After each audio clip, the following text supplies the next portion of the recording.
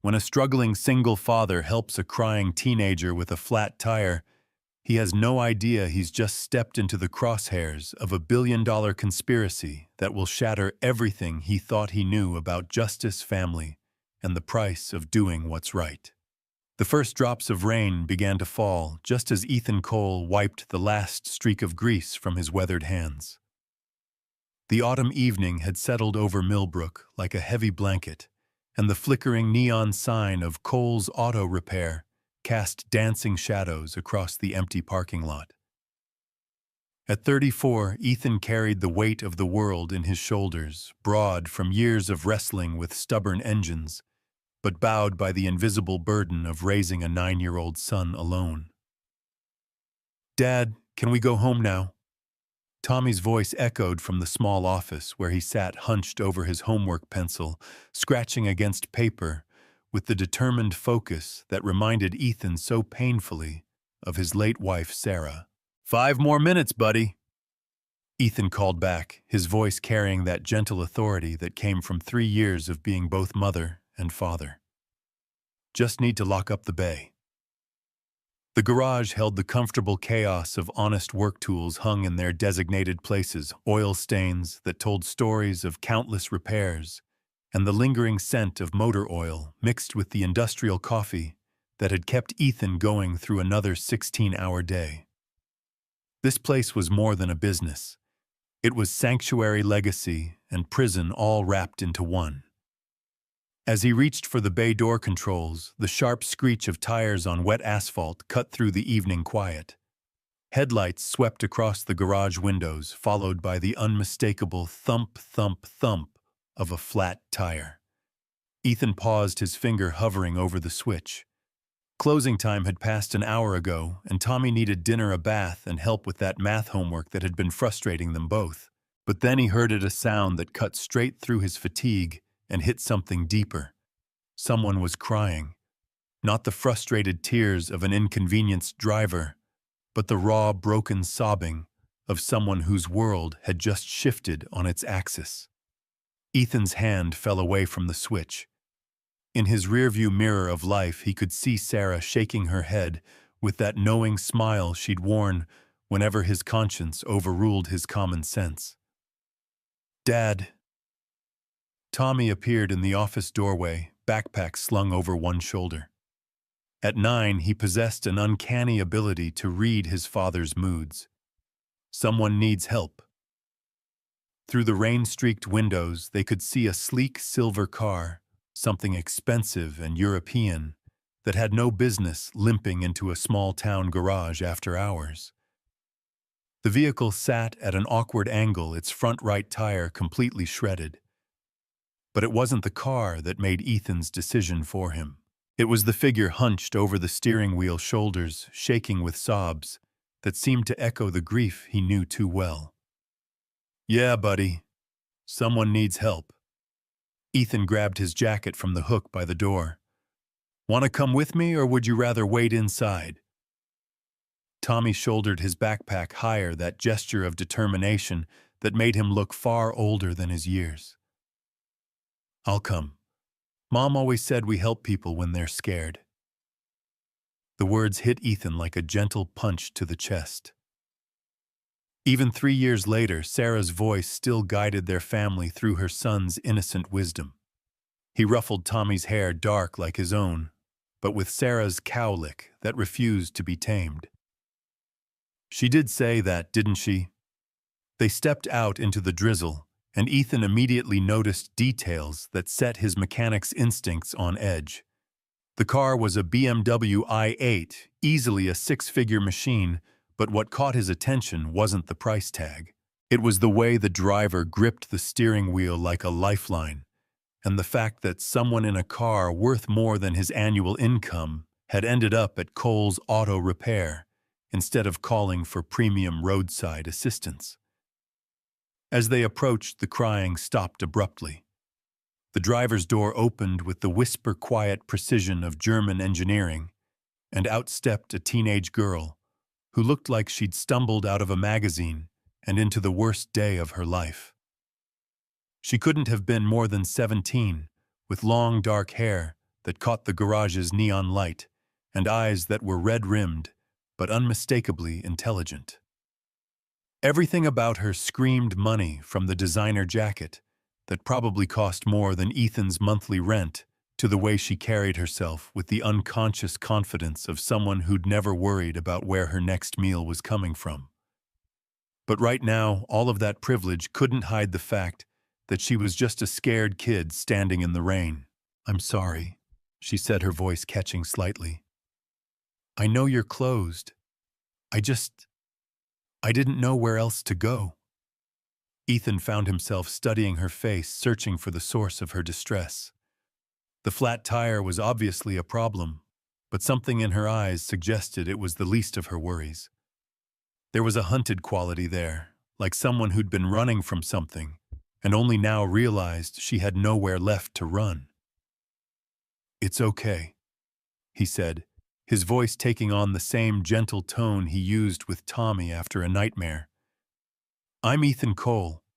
This is my son, Tommy. What's your name?" She hesitated for a moment, as if even her name might be dangerous to share. "Sophia. Sophia Grant." The name meant nothing to Ethan, but he filed it away out of habit. In a small town, names had weight, connections, stories that followed families for generations. But right now, the only story that mattered was the one written in the tear tracks on this girl's face. "Well, Sophia Grant, let's take a look at what we're dealing with." Ethan knelt beside the shredded tire, running his fingers along the remains of what had once been premium rubber. "This is more than just a flat. Looks like you hit something sharp, maybe debris on the highway." I don't know." Sophia's voice was small, uncertain. "I was driving, and everything was fine. And then there was this sound, and the car started shaking. And Her voice trailed off, and Ethan noticed the way her hands trembled as she wrapped her arms around herself. Whatever had happened, it was about more than a tire.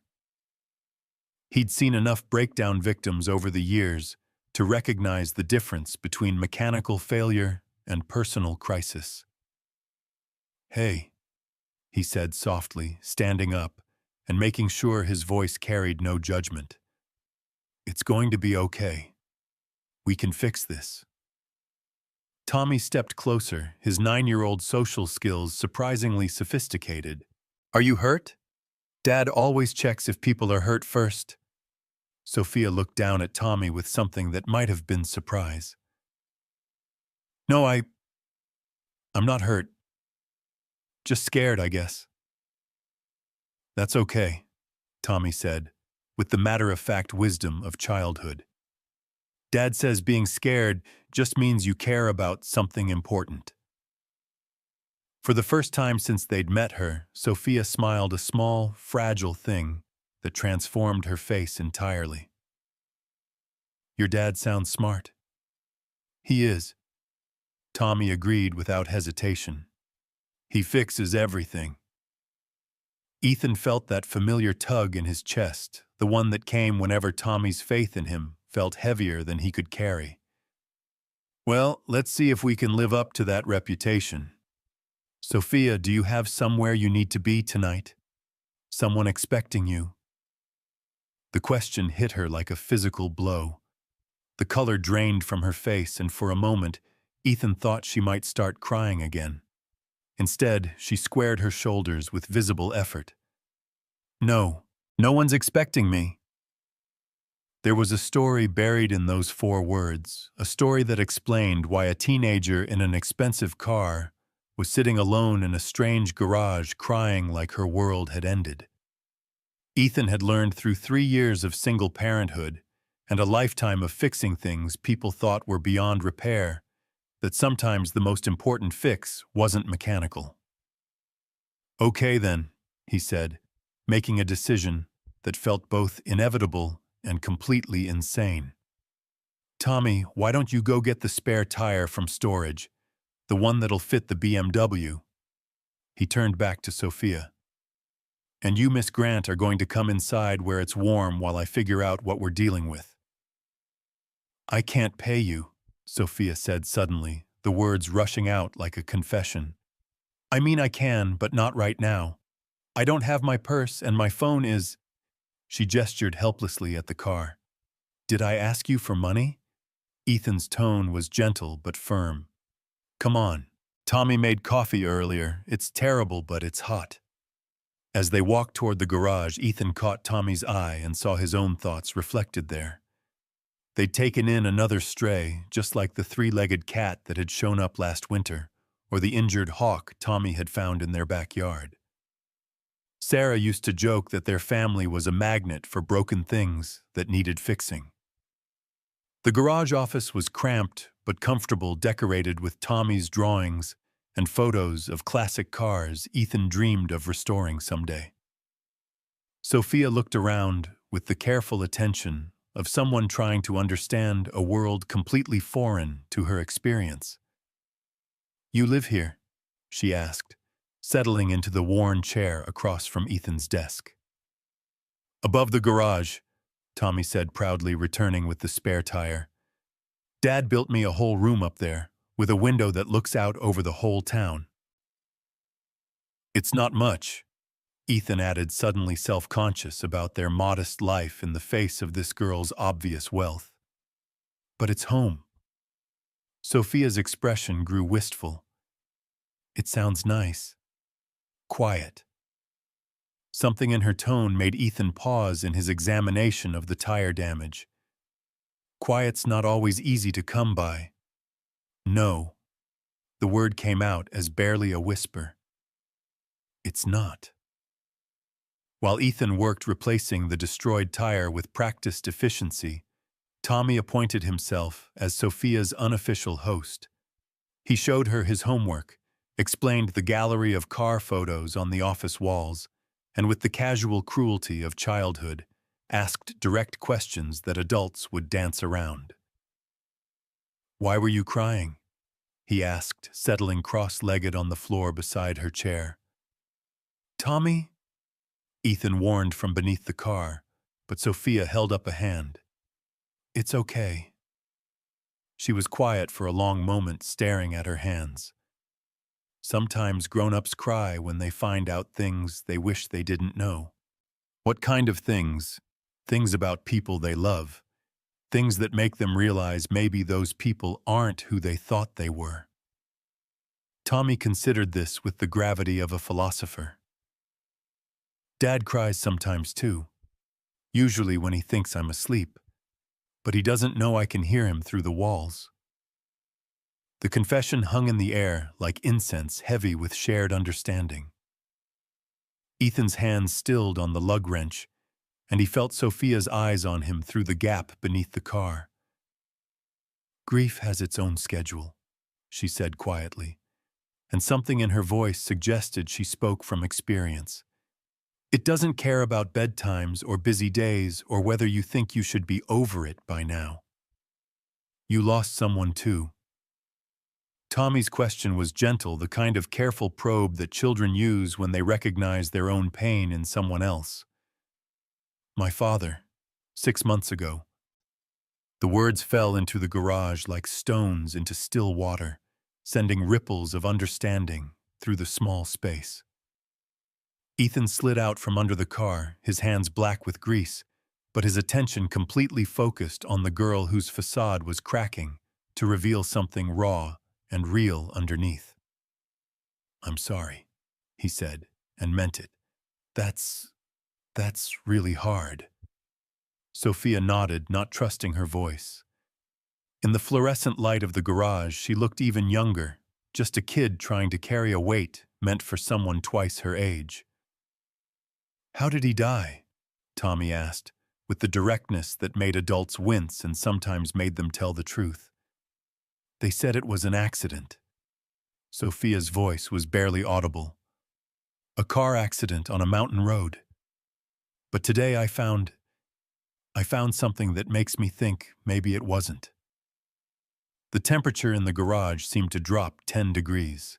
Ethan straightened slowly, every instinct he'd developed as a father and a man who'd seen too much of the world's darkness suddenly screaming warnings. Sophia, he said carefully. What kind of something? She looked at him, then really looked at him, as if trying to judge whether this strange mechanic and his innocent son could be trusted with the kind of secret that had sent her fleeing into the night. Papers, she said finally. In my mother's office. Financial records project files, communications with people my father was investigating before he died.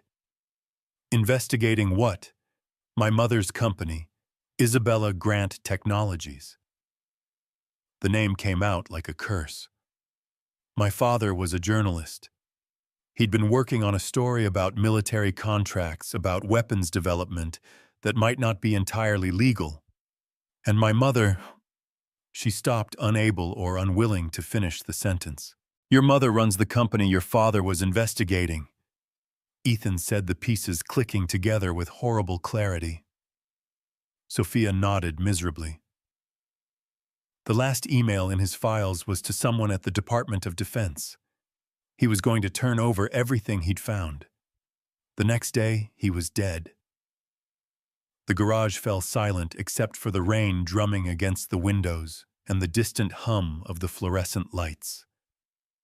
Ethan felt the weight of this revelation settling over them like a shroud, transforming what had seemed like a simple act of kindness into something infinitely more complex and dangerous. Jesus, he breathed, then immediately glanced at Tommy. Sorry, buddy. But Tommy wasn't paying attention to his father's language. His young face was creased with concentration as he processed what Sophia had told them. So, you think your mom might have hurt your dad? The bluntness of the question made Sophia flinch, but she didn't deny it.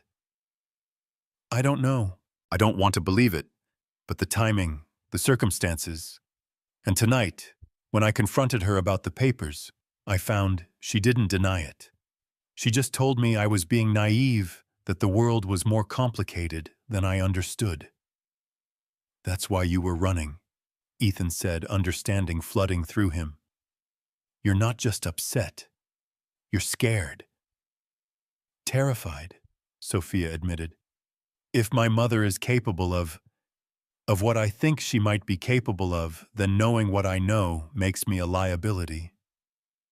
The weight of her words settled over the garage like a physical presence.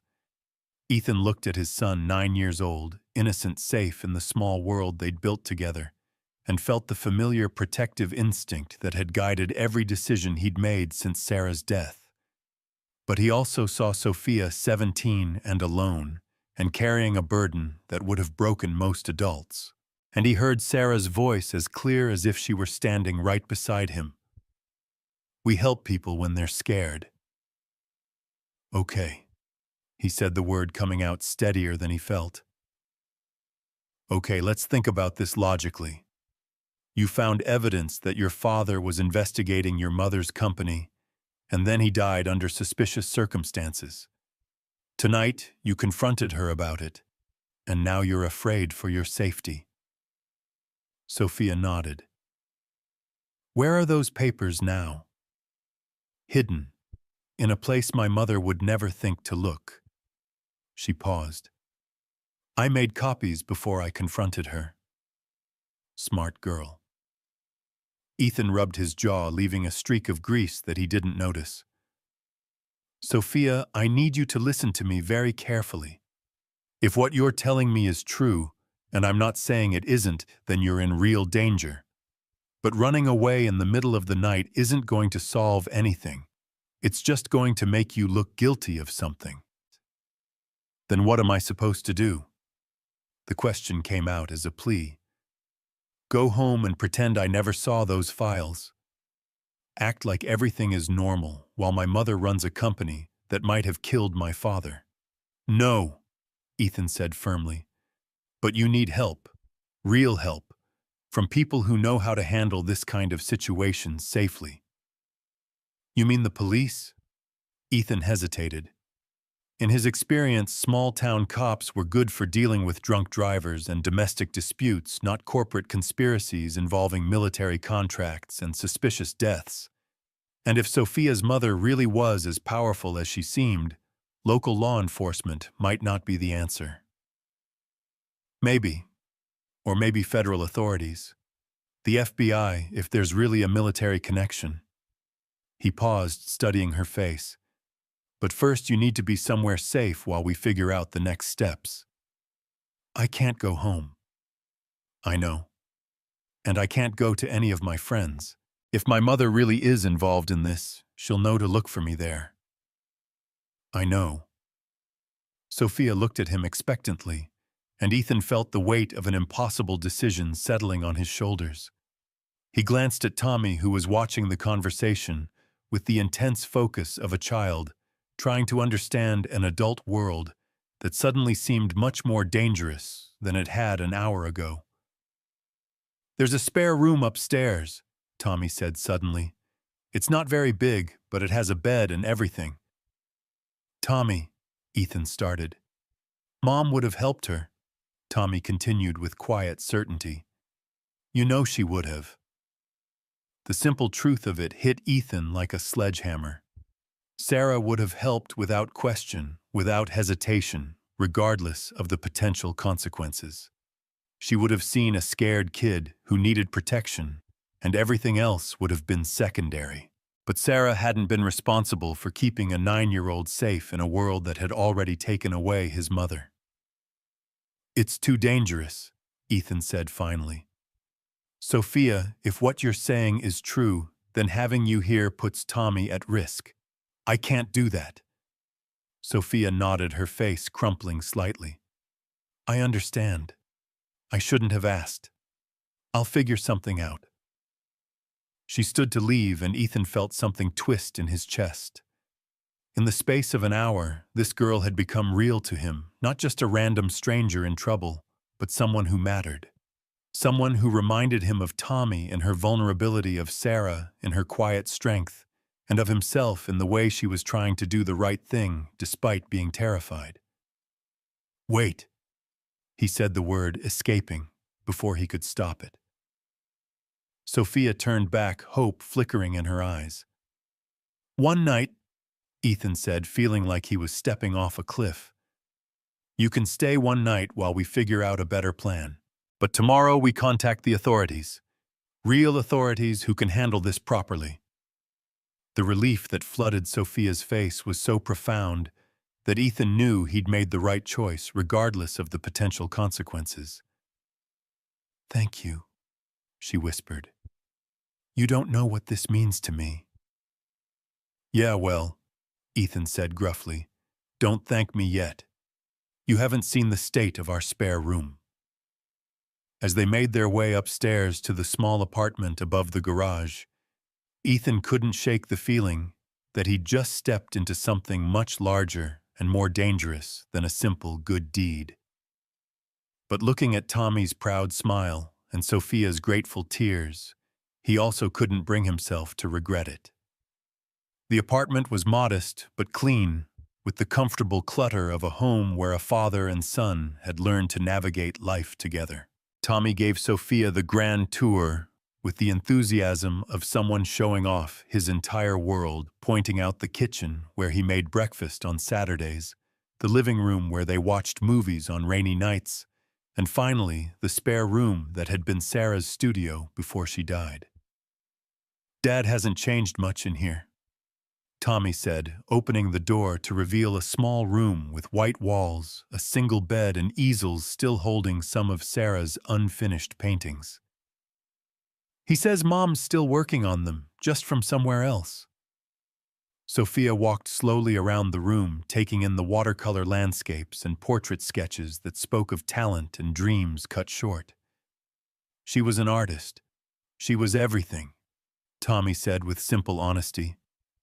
But yeah, she painted. Dad says I got her artistic eye, but his stubborn streak. Guilty as charged, Ethan said from the doorway, watching Sophia examine one of Sarah's paintings, a sunset over the mountains that surrounded their small town. She always said she was going to paint every sunrise and sunset she ever saw. Make sure she didn't miss any of the beautiful moments. She sounds wonderful, Sophia said softly. She was. Ethan cleared his throat, suddenly self-conscious about the emotion in his voice. There are clean towels in the bathroom, and I think we've got some of Sarah's old clothes that might fit you. Nothing fancy, but perfect, Sophia interrupted. I'm not exactly in a position to be picky about fashion. As Ethan showed her where everything was, and Tommy chattered about his school and his friends, and his hopes of becoming a mechanic like his dad. Someday, the apartment filled with something it hadn't held in 3 years, the energy of a family temporarily expanded to include someone new. It wasn't until they were all settled in the living room, sharing leftover pizza, and watching Tommy struggle through his math homework, that the magnitude of what they'd committed to really hit Ethan. Sophia sat curled in Sarah's favorite chair, wearing one of his late wife's sweaters, and helping Tommy with fractions, and for a moment it felt almost normal. But then Sophia's phone rang. The sound cut through the domestic tranquility like a blade, and all three of them froze. Sophia looked at the device like it was a live snake, her face going pale as she read the caller ID. "It's her," she whispered. "It's my mother." "Don't answer it," Ethan said immediately. "She'll just keep calling, and if I don't answer, she'll know something's wrong." The phone continued to ring, each tone seeming louder than the last. Tommy had stopped working on his homework and was watching the phone with the fascination of someone witnessing a disaster in slow motion. "Answer it," Ethan said finally. "But put it on speaker, and be careful what you say." Sophia's hand trembled as she accepted the call. "Sophia!" The voice that came through the phone was crisp, authoritative, and carried the kind of effortless command that came with running a billion-dollar empire. "Where are you?" "I'm—" Sophia glanced at Ethan, who nodded encouragingly. "I'm staying with a friend. I needed some time to think."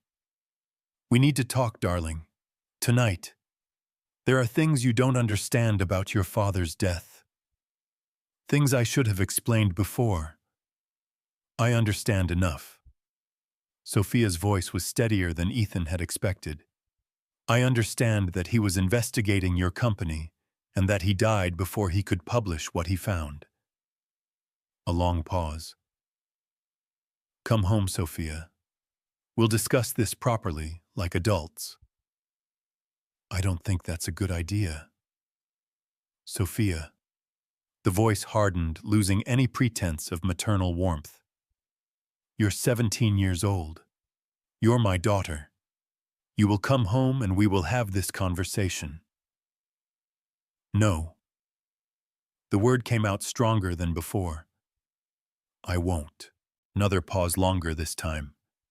When Isabella Grant spoke again, her voice carried a chill that made Ethan's skin crawl. "I see. And where exactly are you having this dramatic crisis of faith? Which friend is harboring my daughter while she works through her teenage rebellion?" Sophia's eyes widened in panic. She hadn't given any details, but something in her mother's tone suggested she already knew more than she was letting on. "It doesn't matter," Sophia said. "Oh, but it does matter, darling. It matters very much. Because whoever has convinced you to run away from home, whoever has filled your head with these paranoid fantasies about your father's death, needs to understand the position they've put themselves in." The threat was subtle but unmistakable. Ethan felt his protective instincts kick into overdrive, the same feeling he got when Tommy was threatened by playground bullies, but magnified tenfold. "You don't scare me," Sophia said, but her voice shook slightly. "I'm not trying to scare you, sweetheart. I'm trying to protect you. And sometimes protection requires making difficult choices about who we can trust." The call ended abruptly, leaving the three of them staring at the silent phone in the sudden quiet of the apartment. "Well," Ethan said after a moment, "that was ominous." "She knows," Sophia whispered. "Somehow she knows I'm not with a friend. She's going to figure out where I am." How could she know that you don't understand? Sophia stood up abruptly, beginning to pace. My mother doesn't build technology companies by being trusting. Everything I do, everywhere I go, she monitors it. My phone, my car, my credit cards, she probably knows exactly where I am right now. As if summoned by her words, the sound of a car engine cut through the night air. Expensive, powerful, and growing closer. They all moved to the window at the same time, peering through the blinds at the parking lot below. A black sedan was pulling into the garage, its headlights sweeping across the building like searchlights. That's not your mother, Ethan said, studying the vehicle. No, Sophia agreed grimly. That's worse. That's Marcus Webb, her head of security. He used to be military special forces. My mother calls him her problem solver. The car doors opened and two men stepped out. Even from a distance, Ethan could see they moved with the calculated precision of professional soldiers. They surveyed the garage with the methodical attention of people trained to assess threats and eliminate them. We need to go, Sophia said urgently. Right now. Go where? Ethan asked, but he was already moving, his mind racing through options. Tommy, grab your jacket and your backpack. We're taking a drive. Dad, what's happening? Tommy's voice was small, scared for the first time since this whole thing had started. I'm not sure, buddy. But we're going to figure it out together, okay? As they gathered what they needed, Ethan's mind was spinning through the implications of what they'd gotten themselves into. This wasn't just about a scared teenager and family drama anymore. This was about powerful people who hired ex-military operatives to solve their problems, and those kinds of solutions rarely involved conversation and compromise. They were almost ready to leave when they heard the knock on the downstairs door. Polite but insistent, the kind of knock that said the knocker already knew someone was home and wasn't going to leave without getting what they came for. Back exit, Sophia asked. Fire escape, Ethan confirmed. Tommy, remember the drill? They'd practiced emergency evacuations after a fire in the garage 2 years ago, but Ethan had never imagined they'd need to use those skills to escape from corporate security teams. As they slipped out through the back of the apartment and down the fire escape, he found himself wondering how a simple act of kindness had transformed into something that felt suspiciously like the opening scene of a thriller movie. His truck was parked behind the building, an aging Ford that had seen better decades but still ran reliably. As they climbed in, Ethan caught a glimpse of the men who'd come looking for Sophia. Professional, patient, and thoroughly intimidating in the way that only came with extensive training in violence. Where are we going? Tommy asked, as they pulled out of the alley with the headlights off. Somewhere safe, Ethan said, though he had no idea where that might be. Somewhere we can think. As they drove through the quiet streets of Millbrook, Ethan couldn't shake the feeling that their lives had just changed forever. In the space of a few hours, they'd gone from a simple father and son trying to get through another day to fugitives harboring a teenage girl whose family secrets might get them all killed. And the most terrifying part was that he wasn't sure he would have made any different choices, even knowing how it would end. In the rearview mirror, he could see the lights of the garage growing smaller, and with them the simple life he'd built for himself and Tommy in the years since Sarah's death. Whatever came next, there would be no going back to the quiet existence of a small-town mechanic whose biggest worry was paying the bills and helping his son with homework. The road stretched out ahead of them, dark and uncertain, leading toward a future none of them could predict. But as Sophia reached over to squeeze Tommy's hand, and his son looked up at him with the absolute trust that only children possessed, Ethan realized that some choices were worth making, regardless of the consequences. Sometimes helping people when they were scared was the only choice that mattered. The motel 20 miles outside of Millbrook looked like it had been forgotten by time and hope in equal measure. The Starlight Inn's neon sign flickered erratically, casting intermittent pink shadows across the cracked parking lot, where Ethan's truck sat like a faithful old dog among the collection of vehicles that had seen better decades. Room 127 smelled of industrial disinfectant and cigarettes, but it had 2 beds, a working lock, and most importantly, it was the kind of place where nobody asked questions about a man checking in with his son and a teenage girl at 2 in the morning. Tommy had fallen asleep almost immediately, his small body curled under the thin motel blanket, with the resilience that only children possessed. But Ethan and Sophia sat in the uncomfortable chairs by the window, both too wired to even consider rest. The events of the evening played on an endless loop in Ethan's mind, each replay making the situation seem more surreal and more dangerous. "I'm sorry," Sophia said for the dozenth time, her voice barely above a whisper. "I'm so sorry I dragged you into this." "Stop apologizing." Ethan's tone was gentle but firm. "We made choices tonight. All of us. And I'd make the same ones again." She looked at him with something that might have been wonder. "Why, you don't even know me. You have no reason to believe anything I've told you." Ethan was quiet for a long moment, watching Tommy's peaceful sleep and thinking about the question that had been nagging at him since they'd fled the garage. Why had he helped her? Why had he risked everything he'd built for a stranger's daughter? 3 years ago, he said finally, when Sarah was dying, she made me promise something. She said that grief would try to make me small, try to convince me that the world was too dangerous to care about anyone except Tommy. She made me swear that I wouldn't let fear turn us into the kind of people who could walk past someone who needed help. Sophia's eyes glistened in the dim light from the parking lot. She sounds like she was an incredible person. She was, but she was also practical. She knew that helping people sometimes means taking risks.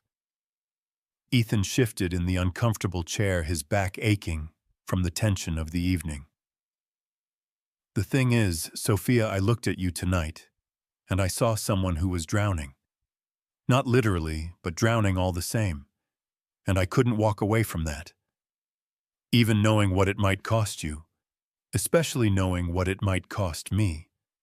He paused, choosing his words carefully. "Tommy's going to grow up in this world. I want him to grow up believing that people help each other when things get dark. That means sometimes I have to be the kind of person who helps even when it's complicated." They sat in companionable silence for a while, both lost in their own thoughts. Outside, the occasional truck rumbled past on the highway, carrying its cargo toward destinations unknown. The sound was oddly comforting, a reminder that the world was still turning despite the chaos that had overtaken their small corner of it.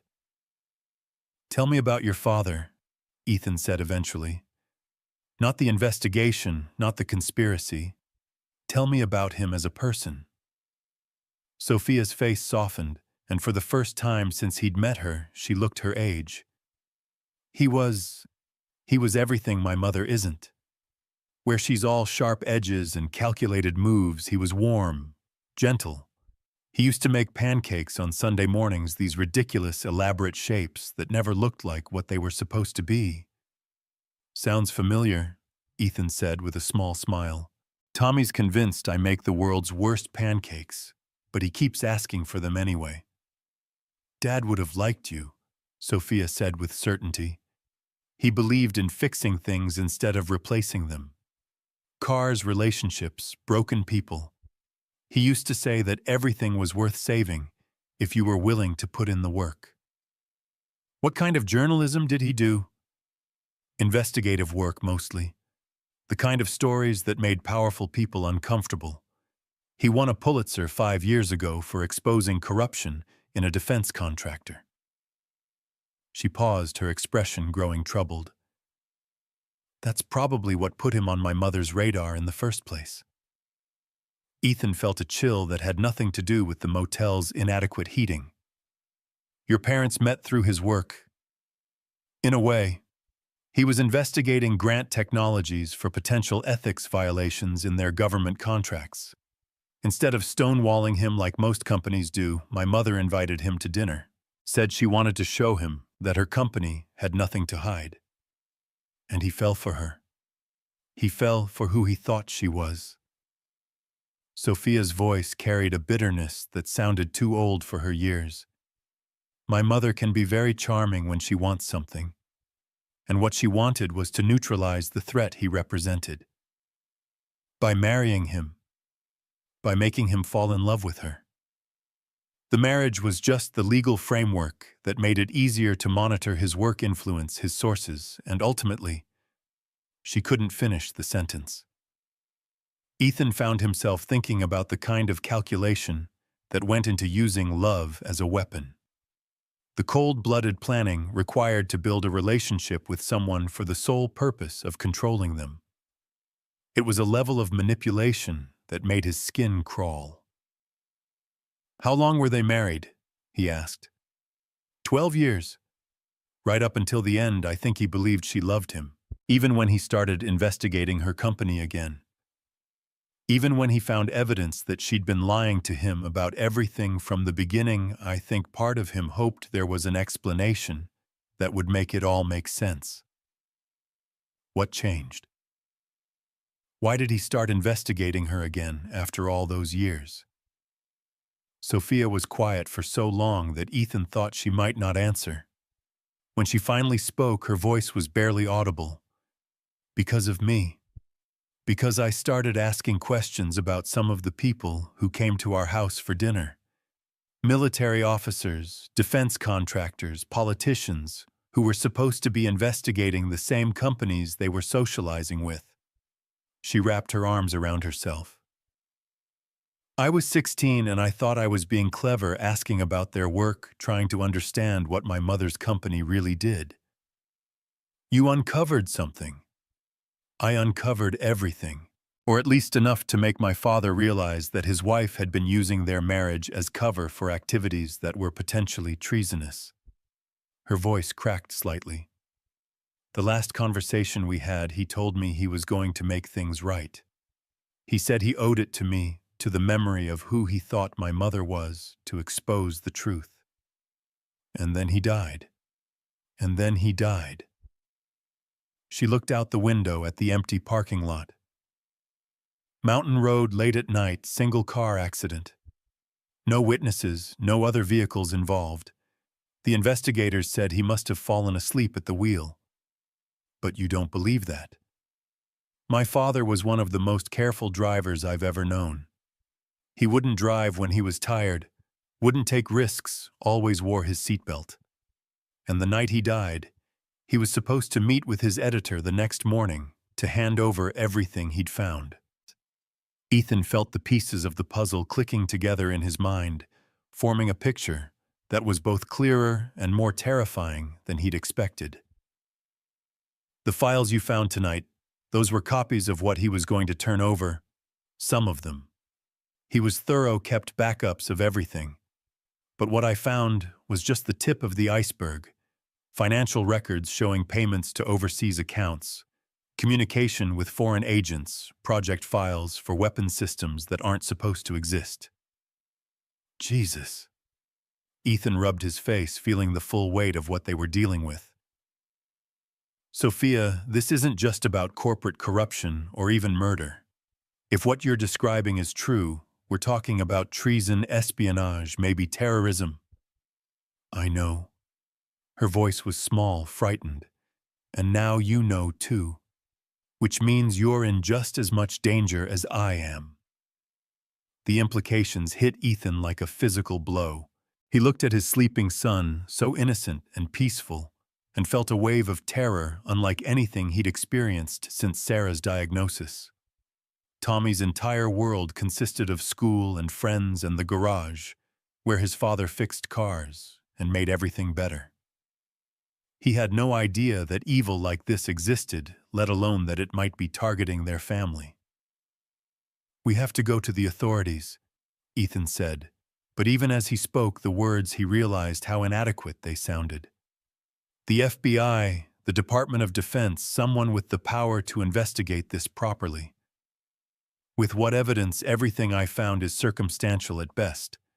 And my mother has connections everywhere, political, military, intelligence agencies. How do we know who we can trust? It was a question that had no easy answer.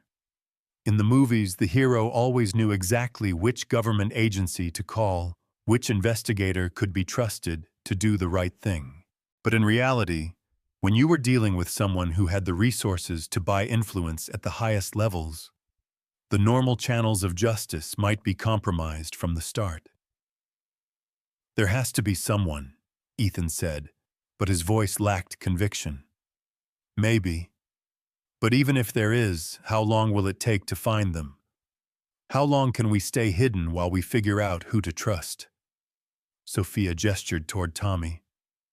You have a son to think about. This isn't your fight. The hell it isn't. The words came out sharper than Ethan had intended, surprising them both. The moment those men showed up at my garage, it became my fight.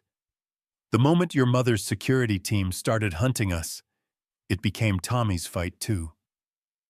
Sophia stared at him, something shifting in her expression. You really mean that? I really mean that. Ethan's voice softened, but the determination remained. Look, I'm not a hero. I'm just a mechanic who's trying to raise his son and honor his wife's memory.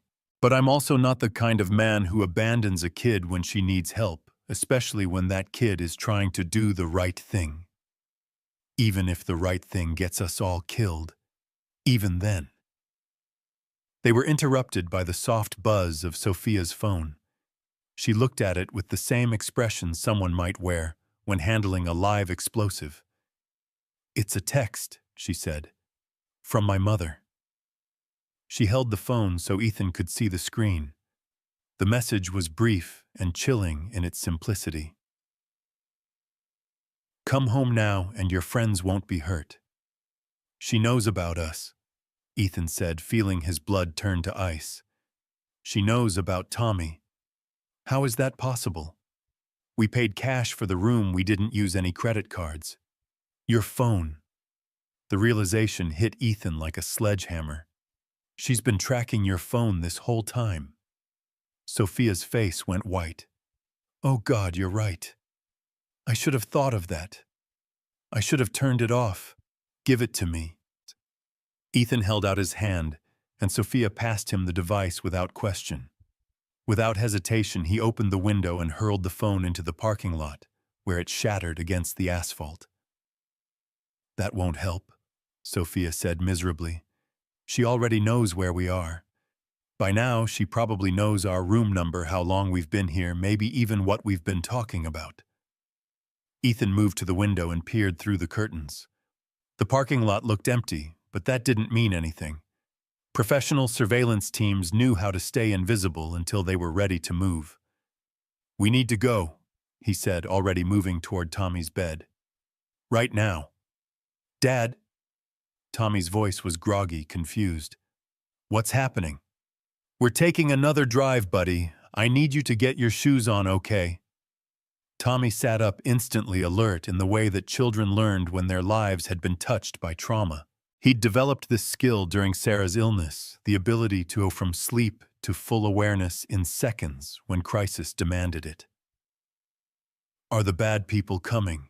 He asked, and Ethan's heart broke a little at how matter-of-factly his son accepted that there were bad people in the world who might be coming for them.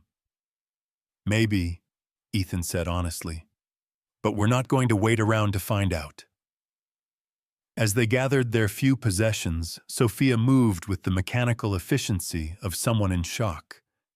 The destruction of her phone had seemed to symbolize something larger, the severing of her last connection to the life she'd known, the final acknowledgement that there was no going back to being Isabella Grant's daughter. Where can we go? She asked as they prepared to leave. If she can track us through technology, if she has people everywhere, where can we possibly go that's safe? Ethan had been thinking about the same question, and there was only one answer that made sense. It was risky, potentially dangerous to people he cared about, but it was also their only real option. "My brother-in-law," he said. "Sarah's brother Jake. He lives about 2 hours north of here, up in the mountains.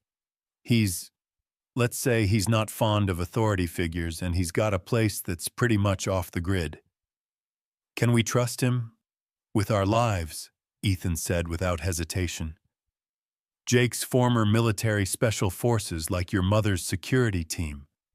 But more importantly, he loved Sarah and he loves Tommy. He'd die before he'd let anything happen to us."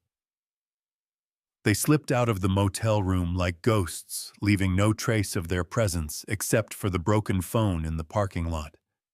Ethan's truck started with its usual reliable rumble, and they pulled onto the highway with the headlights off until they were well away from the Starlight Inn.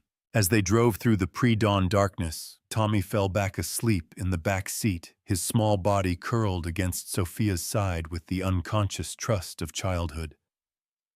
Ethan watched them in the rearview mirror and felt something shift in his chest, a recognition that somewhere in the space of a few hours, they'd become a family of sorts, bound together by danger and mutual dependence. "Tell me about your brother-in-law," Sophia said quietly, careful not to wake Tommy. "Jake Morrison. He was a Green Beret for 12 years before he got out and decided he'd had enough of civilization. Bought a cabin up in the mountains, grows his own food, generates his own power, basically lives like it's 1850, except with better weapons. Sounds like a survivalist. Sarah used to call him a professional pessimist. He's been preparing for the collapse of society since before it was fashionable." Ethan smiled slightly. "But he's also one of the best men I've ever known. When Sarah got sick, he came down from his mountain and stayed with us for weeks, helping with Tommy, taking care of things I couldn't handle." "And you think he'll help us now?" "I think he'll be offended if we don't ask him to help us. Jake's the kind of man who collects injustices the way other people collect stamps.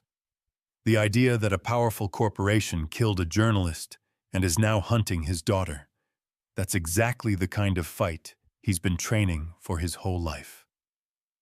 The highway stretched out ahead of them, empty except for the occasional long-haul trucker, making the night run between distant cities. Ethan found himself thinking about the strange turns that life could take, the way a single moment of kindness could avalanche into something that changed everything.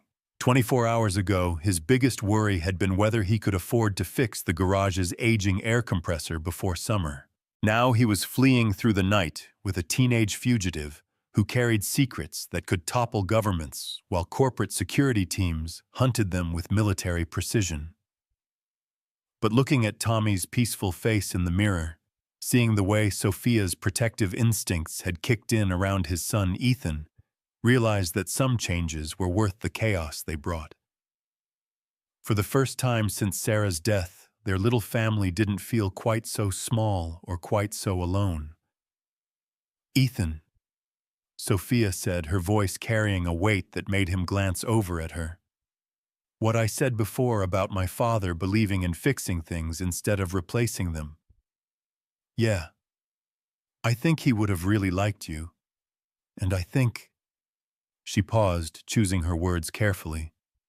"I think maybe meeting you and Tommy is the first good thing that's happened to me since he died." The simple honesty of it hit Ethan harder than he'd expected. In his rearview mirror, he could see the lights of their troubles following them through the darkness, but here in the cab of his old truck, with Tommy sleeping peacefully, and Sophia finding something like hope again, it felt like they might actually have a chance. The road ahead wound up into the mountains where Jake Morrison waited, probably cleaning his rifles, and wondering why anyone would choose to live in a world gone crazy. But for the first time since this nightmare had started, Ethan felt like they were driving towards safety instead of running away from danger. And that, he thought, was a start. The dashboard clock read 4:17 a.m. when they turned off the main highway onto the narrow mountain road that led to Jake's cabin. The pavement gave way to gravel, then to dirt, as civilization fell away behind them like a discarded coat.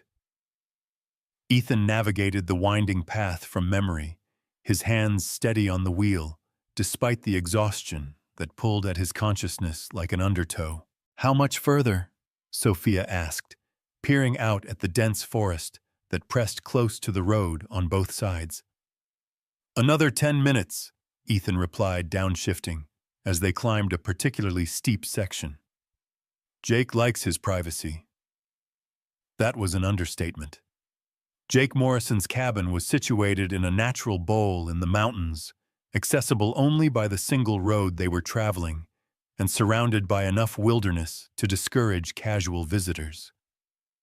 He'd chosen the location specifically for its defensive advantages, though he'd never explained to Ethan exactly what he expected to be defending against. Now Ethan was beginning to understand. The cabin came into view as they crested the final ridge, a solid structure of logs and stone that looked like it had grown from the mountain itself. Solar panels glinted on the roof, and Ethan could see the subtle signs of Jake's security measures, motion sensors disguised as birdhouses, cameras hidden in the trees, and what looked like innocent garden lighting, but were actually perimeter alarms. As they pulled into the clearing, a figure emerged from the cabin's shadows. Even in the pre-dawn gloom, Jake Morrison's presence was unmistakable, 6 feet of lean muscle, and contained aggression, moving with the fluid precision of someone who'd spent years in places where a moment's inattention could mean death. "Stay in the truck," Ethan told Sophia. "Let me talk to him first." But Jake was already approaching, and Ethan could see the exact moment when his brother-in-law's casual alertness shifted into something harder and more focused. Jake's eyes swept over the truck's occupants, cataloging details and assessing threats with automatic efficiency. "Ethan," Jake said as he stepped out of the vehicle. His voice carried the careful neutrality of someone prepared for trouble. "This is unexpected." "Jake." Ethan nodded toward the truck. "I need your help. We all do." Jake's gaze shifted to Sophia and Tommy, and Ethan saw his expression soften slightly when he recognized his nephew. "Tommy okay?" "He's fine. Scared, but fine. It's complicated, Jake." "It always is." Jake moved closer, lowering his voice. "How much trouble are we talking about? The kind that involves people with military training and unlimited resources hunting a 17-year-old girl who knows too much about her mother's illegal arms deals with foreign governments." Jake was quiet for a long moment, processing the information with the methodical calm that had kept him alive through 3 tours in Afghanistan. "And you're involved how? I helped her when she needed it. Now her mother's people are after all of us." "Of course they are." Jake's tone suggested this was exactly the kind of situation he'd expected Ethan to find himself in eventually. "Bring them inside. We'll figure out what we're dealing with." The cabin's interior was a study in practical efficiency. Military surplus furniture, state-of-the-art electronics, and enough weapons to outfit a small army, all organized with the obsessive precision of someone who understood that chaos was the enemy of survival. Tommy woke up as they entered, blinking owlishly in the unfamiliar surroundings. "Uncle Jake!" His sleepy confusion transformed into delight as he recognized his surroundings. "Are we having an adventure? Something like that little man," Jake said, his voice warming as he knelt to Tommy's level. "You hungry? I've got pancake mix, and I promise they'll be better than your dad's." As Jake busied himself in the kitchen, Ethan gave him the full story, everything from Sophia's appearance at the garage to their flight through the night. Jake listened without interruption, occasionally asking questions that revealed his tactical thinking. How many men had come to the garage? What kind of vehicles they drove? Whether Sophia's phone had been destroyed soon enough to prevent real-time tracking. Show me the files, Jake said to Sophia when Ethan finished. Sophia hesitated for a moment, then pulled a flash drive from her pocket. I copied everything I could find before I confronted my mother. Financial records, project specifications, communication logs. Jake plugged the drive into a ruggedized laptop that looked like it could survive a nuclear blast. As he scrolled through the files, his expression grew progressively grimmer. Jesus Christ, he muttered. Your mother's not just selling weapons to foreign governments. She's selling them to terrorist organizations. This is enough to start a war. Or prevent one, Sophia said quietly. Depending on your perspective. Jake looked at her with newfound respect. You understand what you're sitting on here. This isn't just evidence of corporate corruption. This is a national security nightmare of the highest order. I understand that my father died trying to expose this, and now my mother wants to kill me to cover it up. She doesn't want to kill you, Jake said with certainty. You're her daughter. She wants to control you, discredit you, maybe have you committed for psychological evaluation. But outright murder would be too obvious, too traceable back to her. What about us? Ethan asked, though he was afraid he already knew the answer. You, on the other hand, are completely expendable. You're a nobody, a small-town mechanic with no connections and no resources. If you die in a tragic accident, who's going to investigate? Who's going to care enough to dig deeper? The casual brutality of the assessment hit Ethan like a physical blow. He'd known they were in danger, but hearing it laid out so matter-of-factly made it real in a way that churned his stomach. So what do we do? Sophia asked. Jake leaned back in his chair, his fingers steepled as he considered their options. We have 3 choices. 1, we run. I can get you new identities, enough money to disappear somewhere your mother's people will never find you. But that means living the rest of your lives looking over your shoulders, and it means the people responsible for your father's death never face justice. What's option 2? Ethan asked. We fight. We take this evidence to the right people, expose the conspiracy, and let the chips fall where they may.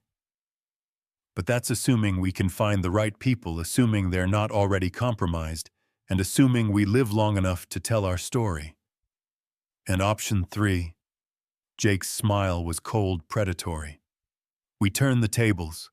Instead of running from your mother's people, we make them run from us. We go on the offensive. How? By giving them a bigger problem to worry about than one teenage girl with a flash drive. Jake's fingers moved across his keyboard, pulling up files that made Sophia's evidence look like a grocery list. Your mother isn't the only one with secrets, and she's not the only one with connections in dangerous places. The difference is she's been playing defense her whole career. I've been playing offense. Ethan looked at his brother-in-law with new eyes, seeing not just the hermit who'd retreated to the mountains after his military service, but the professional soldier who'd spent years in the shadows fighting wars that never made the evening news. What kind of offensive? He asked. The kind that makes powerful people very nervous, very quickly. Jake turned the laptop screen toward them, showing a network diagram that looked like a spider web of connections between government agencies, defense contractors, and foreign intelligence services. Your mother's operation isn't happening in isolation. She's part of a larger network, and that network has enemies. People who would be very interested to know what we know. You're talking about starting a war, Sophia said. I'm talking about ending one that's already been going on for years. Jake's voice carried the weight of hard experience. The only question is whether we're going to be casualties or combatants. Tommy had been listening to the conversation with the wide-eyed attention of a child trying to understand an adult world that had suddenly become very dangerous. Now he tugged on Ethan's sleeve. Dad, he said in a small voice, are we going to be okay? Ethan looked at his son, 9 years old, innocent, trusting, and felt the full weight of the choice they were facing. They could run live in hiding, give up everything they'd built in Millbrook. They could try to fight through official channels, trusting in a system that might already be compromised. Or they could follow Jake into a shadow war, where the rules were written by people who understood that sometimes justice required getting your hands dirty. "Yeah, buddy," he said, pulling Tommy close. "We're going to be okay. No matter what happens, we're going to be okay." But as the first light of dawn began to filter through the cabin's windows, Ethan couldn't shake the feeling that okay was about to be redefined in ways none of them could imagine. The morning light that filtered through Jake's cabin windows carried with it the weight of decisions that would reshape all their lives. Tommy had fallen asleep again on the couch, exhausted by the emotional upheaval of the night, while the three adults sat around Jake's kitchen table staring at the laptop screen that displayed enough evidence to topple governments. The silence stretched between them like a taut wire, each lost in their own calculations of risk and consequence. It was Sophia who finally broke the quiet, her voice carrying a steel that hadn't been there the night before. "I want to see the rest of it." Jake looked up from the files he'd been studying. "The rest of what?" "Everything you know about my mother's operation. All of it." She leaned forward, her dark eyes intense. "If we're going to do this, if we're really going to fight back, I need to understand exactly what we're up against." Ethan studied her face, seeing something that reminded him of Sarah in her final weeks, that same fierce determination to face the truth, no matter how painful. "Sophia, are you sure some things, once you know them, you can't unknow?" "My father is dead because of secrets," she said simply. "I'm done with not knowing." Jake's fingers moved across the keyboard with practiced efficiency, pulling up files that made the previous evidence look elementary. The screen filled with surveillance photos, intercepted communications, financial records that traced a web of corruption spanning 3 continents. "Your mother's been at this for over a decade," Jake said, his voice taking on the clinical tone of a briefing officer. "It started small, skimming profits from legitimate defense contracts, selling outdated equipment to foreign buyers. But it escalated quickly." The images on the screen shifted, showing weapons shipments, meetings in foreign capitals, bank transfers that moved millions of dollars through a labyrinth of shell companies. Ethan felt his stomach turn as he began to comprehend the scope of what they were looking at. "The Nightfall project that your father was investigating," Jake continued, "that's just the tip of the iceberg. Your mother's company has been developing weapons systems specifically for sale to terrorist organizations and rogue states. Not surplus, not cast-offs, cutting-edge technology designed to give America's enemies the tools they need to kill Americans." Sophia's face had gone pale, but her voice remained steady. "How long have you known about this?" "I've been tracking pieces of it for 2 years, Jake admitted. "Ever since I started noticing that too many of my former squad mates were dying in attacks that used weapons they shouldn't have had access to. But I could never prove the connection to Grant Technologies.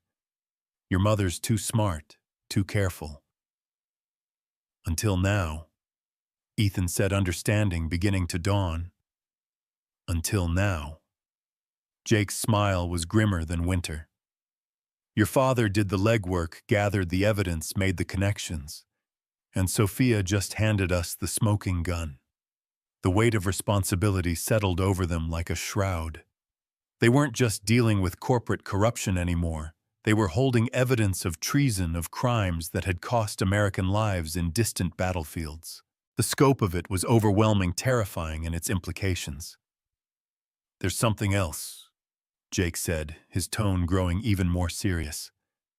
"Something you need to understand about your mother's security team." He pulled up a new file, this one containing personnel records and surveillance photos.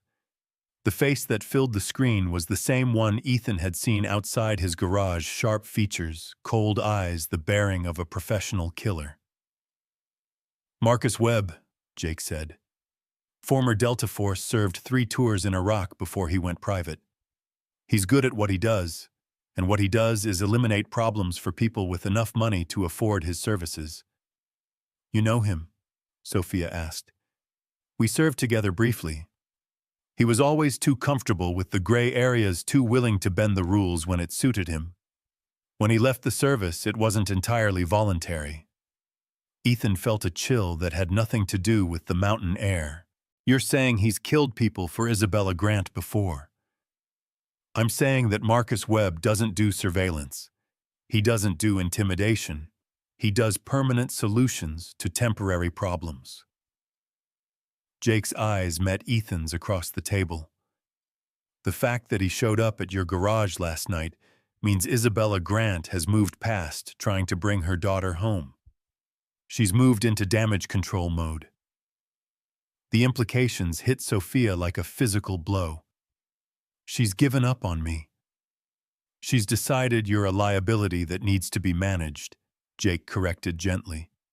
That doesn't mean she's given up on you. It means she's prepared to do whatever's necessary to protect her operation, including killing innocent people, Ethan said, thinking of Tommy sleeping peacefully on the couch. Especially killing innocent people. Innocent people don't have the resources to fight back effectively. Jake closed the laptop and leaned back in his chair. Which brings us back to our 3 options. But before anyone could respond, a soft chime echoed through the cabin. Jake's expression instantly shifted to high alert, his hand moving instinctively toward the sidearm holstered at his hip. Perimeter alarm, he said quietly. Someone just triggered the sensor at the bottom of the access road. Ethan felt his blood turn to ice. How did they find us? Same way they found you at the motel, Jake said, already moving toward a bank of monitors hidden behind a bookshelf. They're professionals and they have resources we can't match. The screens flickered to life, showing multiple camera angles of the road leading to the cabin. 3 black SUVs were making their way up the winding path, moving with the careful precision of a military convoy. How long do we have? Sophia asked, her voice tight with fear. 10 minutes, maybe 15, if they're being cautious. Jake was already moving, pulling weapons from concealed locations throughout the cabin. Ethan, wake Tommy. Sophia. There's a go bag in the bedroom closet, grab it. Where are we going? Ethan asked, gently shaking his son awake. There's a trail that leads down the back of the mountain. It connects to an old logging road about 2 miles below. I've got a vehicle cached there for emergencies. Tommy sat up, instantly alert, despite his exhaustion. At 9 years old, he'd developed an almost supernatural ability to sense when the adults in his life were afraid. Dad. What's happening? We need to take another trip, buddy, Ethan said, his voice steady despite the terror clawing at his chest. Remember our camping talks about being quiet in the woods? Tommy nodded solemnly. He'd never been camping. They'd never had the money or the time, but Ethan had filled his bedtime stories with tales of wilderness adventures, teaching him lessons about moving silently and staying hidden that had seemed like harmless fantasy at the time. Jake handed Ethan a rifle and a backpack loaded with supplies. You remember how to use this? Ethan nodded, muscle memory from his brief stint in the National Guard flooding back. It had been over a decade since he'd held a weapon, but some skills never completely faded. There's a cell phone in the bag, Jake continued, his voice crisp with military efficiency. Satellite phone can't be tracked or intercepted. If we get separated, there are 3 numbers programmed in. The first is a contact at the FBI who can be trusted. The second is a journalist at the Washington Post who's been investigating defense contractor corruption. The third is my backup plan. What's your backup plan? Sophia asked. Jake's smile was cold enough to freeze hellfire. Someone who makes your mother's security team look like Boy Scouts. They slipped out the cabin's back door just as the sound of engines grew audible in the distance. The trail Jake led them onto was barely visible, more of a deer path than anything meant for human travel, but it wound down the mountainside with the confidence of someone who'd mapped every inch of the terrain. The forest closed around them like a protective embrace, the thick canopy filtering the morning light into green-gold dapples that danced across the forest floor. But despite the beauty of their surroundings, Ethan couldn't shake the feeling that they were being hunted by predators who were far more dangerous than anything the wilderness contained. Tommy moved beside him with surprising grace for a 9-year-old, his small feet finding secure purchase on rocks that might have challenged an adult. The bedtime stories about forest adventures were paying unexpected dividends, as his son seemed to understand instinctively how to move quietly through the underbrush. "Dad," Tommy whispered, his voice barely audible above the sound of their footsteps on fallen leaves. "Are we going to be okay?"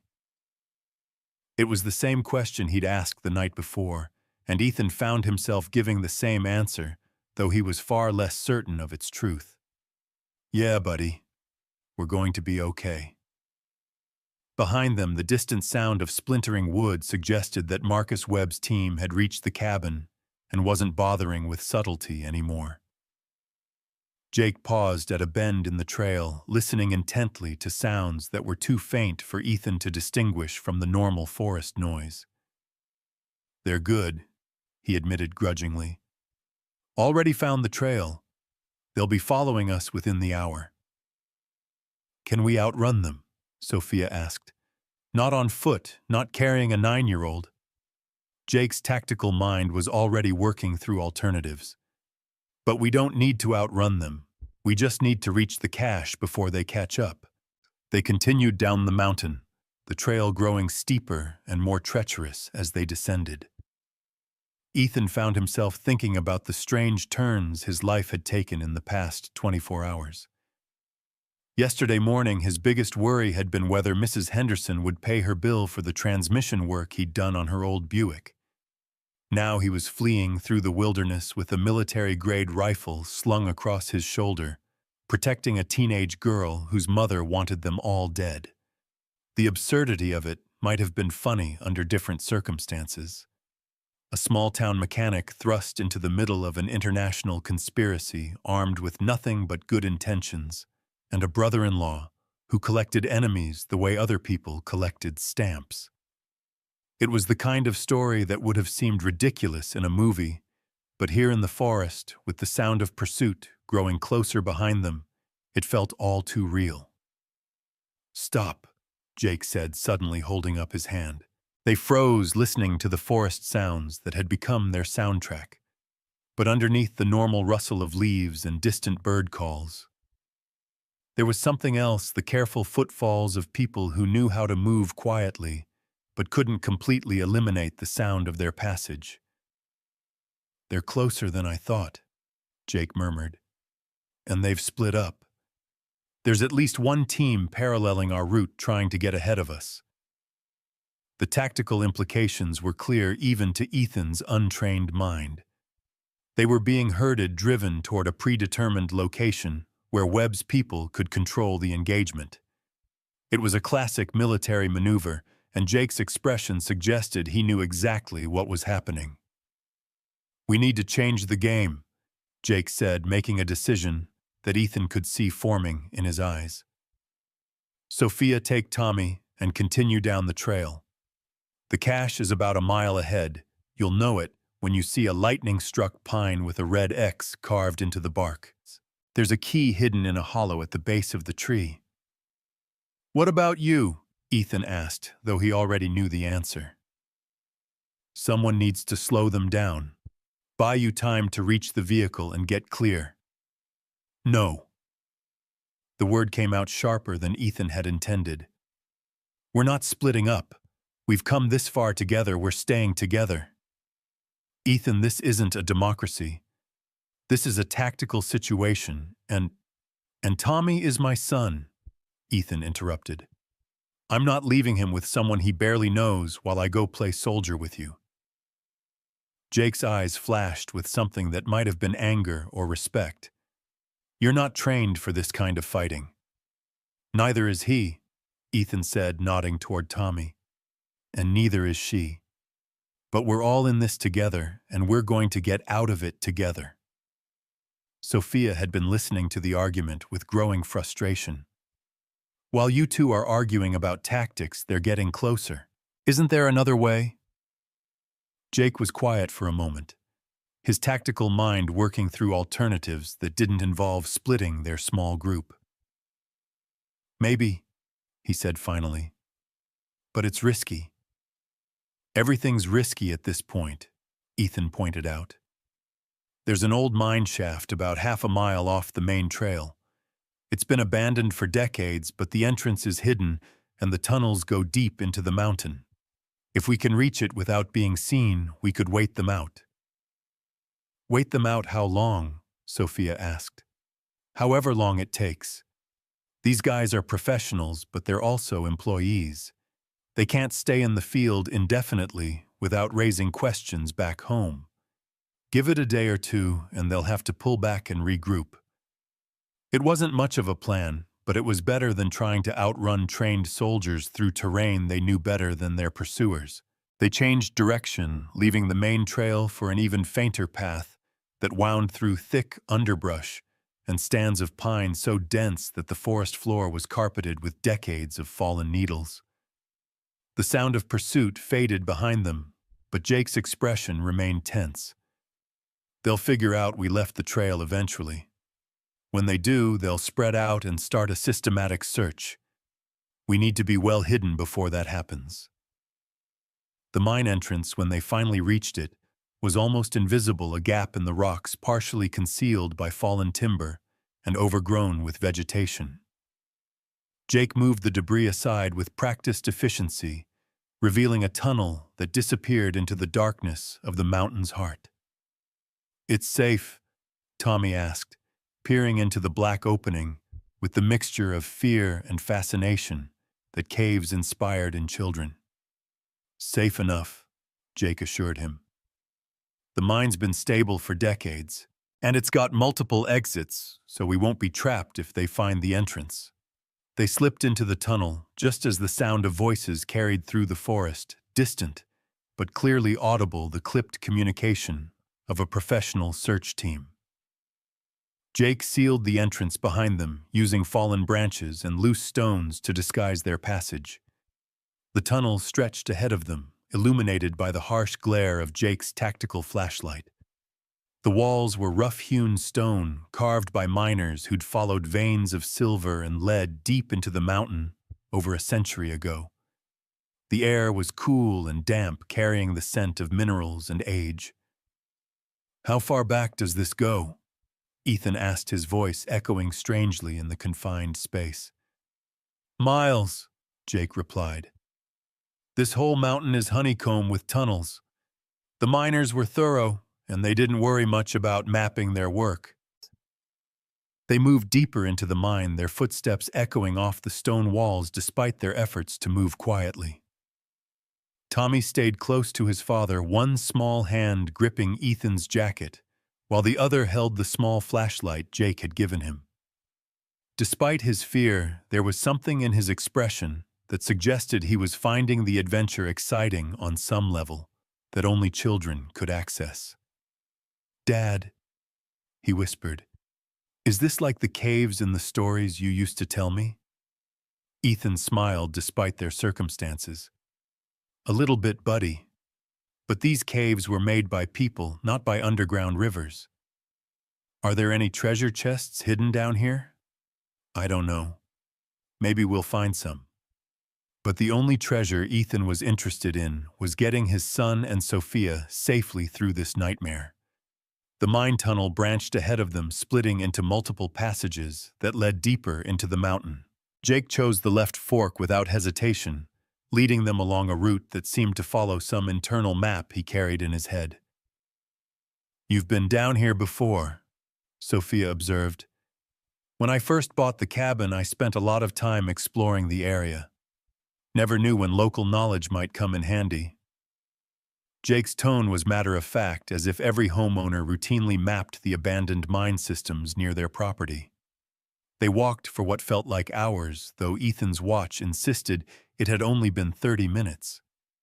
The tunnel system was more extensive than he'd imagined, branching and merging in patterns that would have confused anyone without Jake's familiarity with the layout.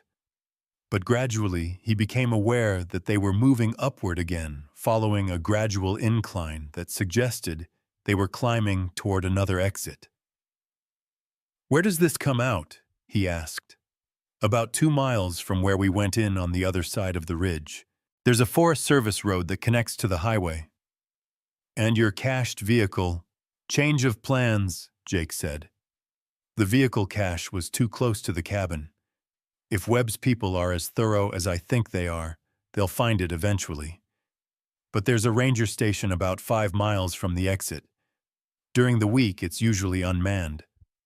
We can appropriate a vehicle from there." "You mean steal one?" "I mean borrow one indefinitely for national security purposes." Jake's tone suggested this was a distinction that mattered to him. "The government owes me a few favors anyway." The tunnel began to show signs of natural light ahead, not much, but enough to suggest they were approaching an exit.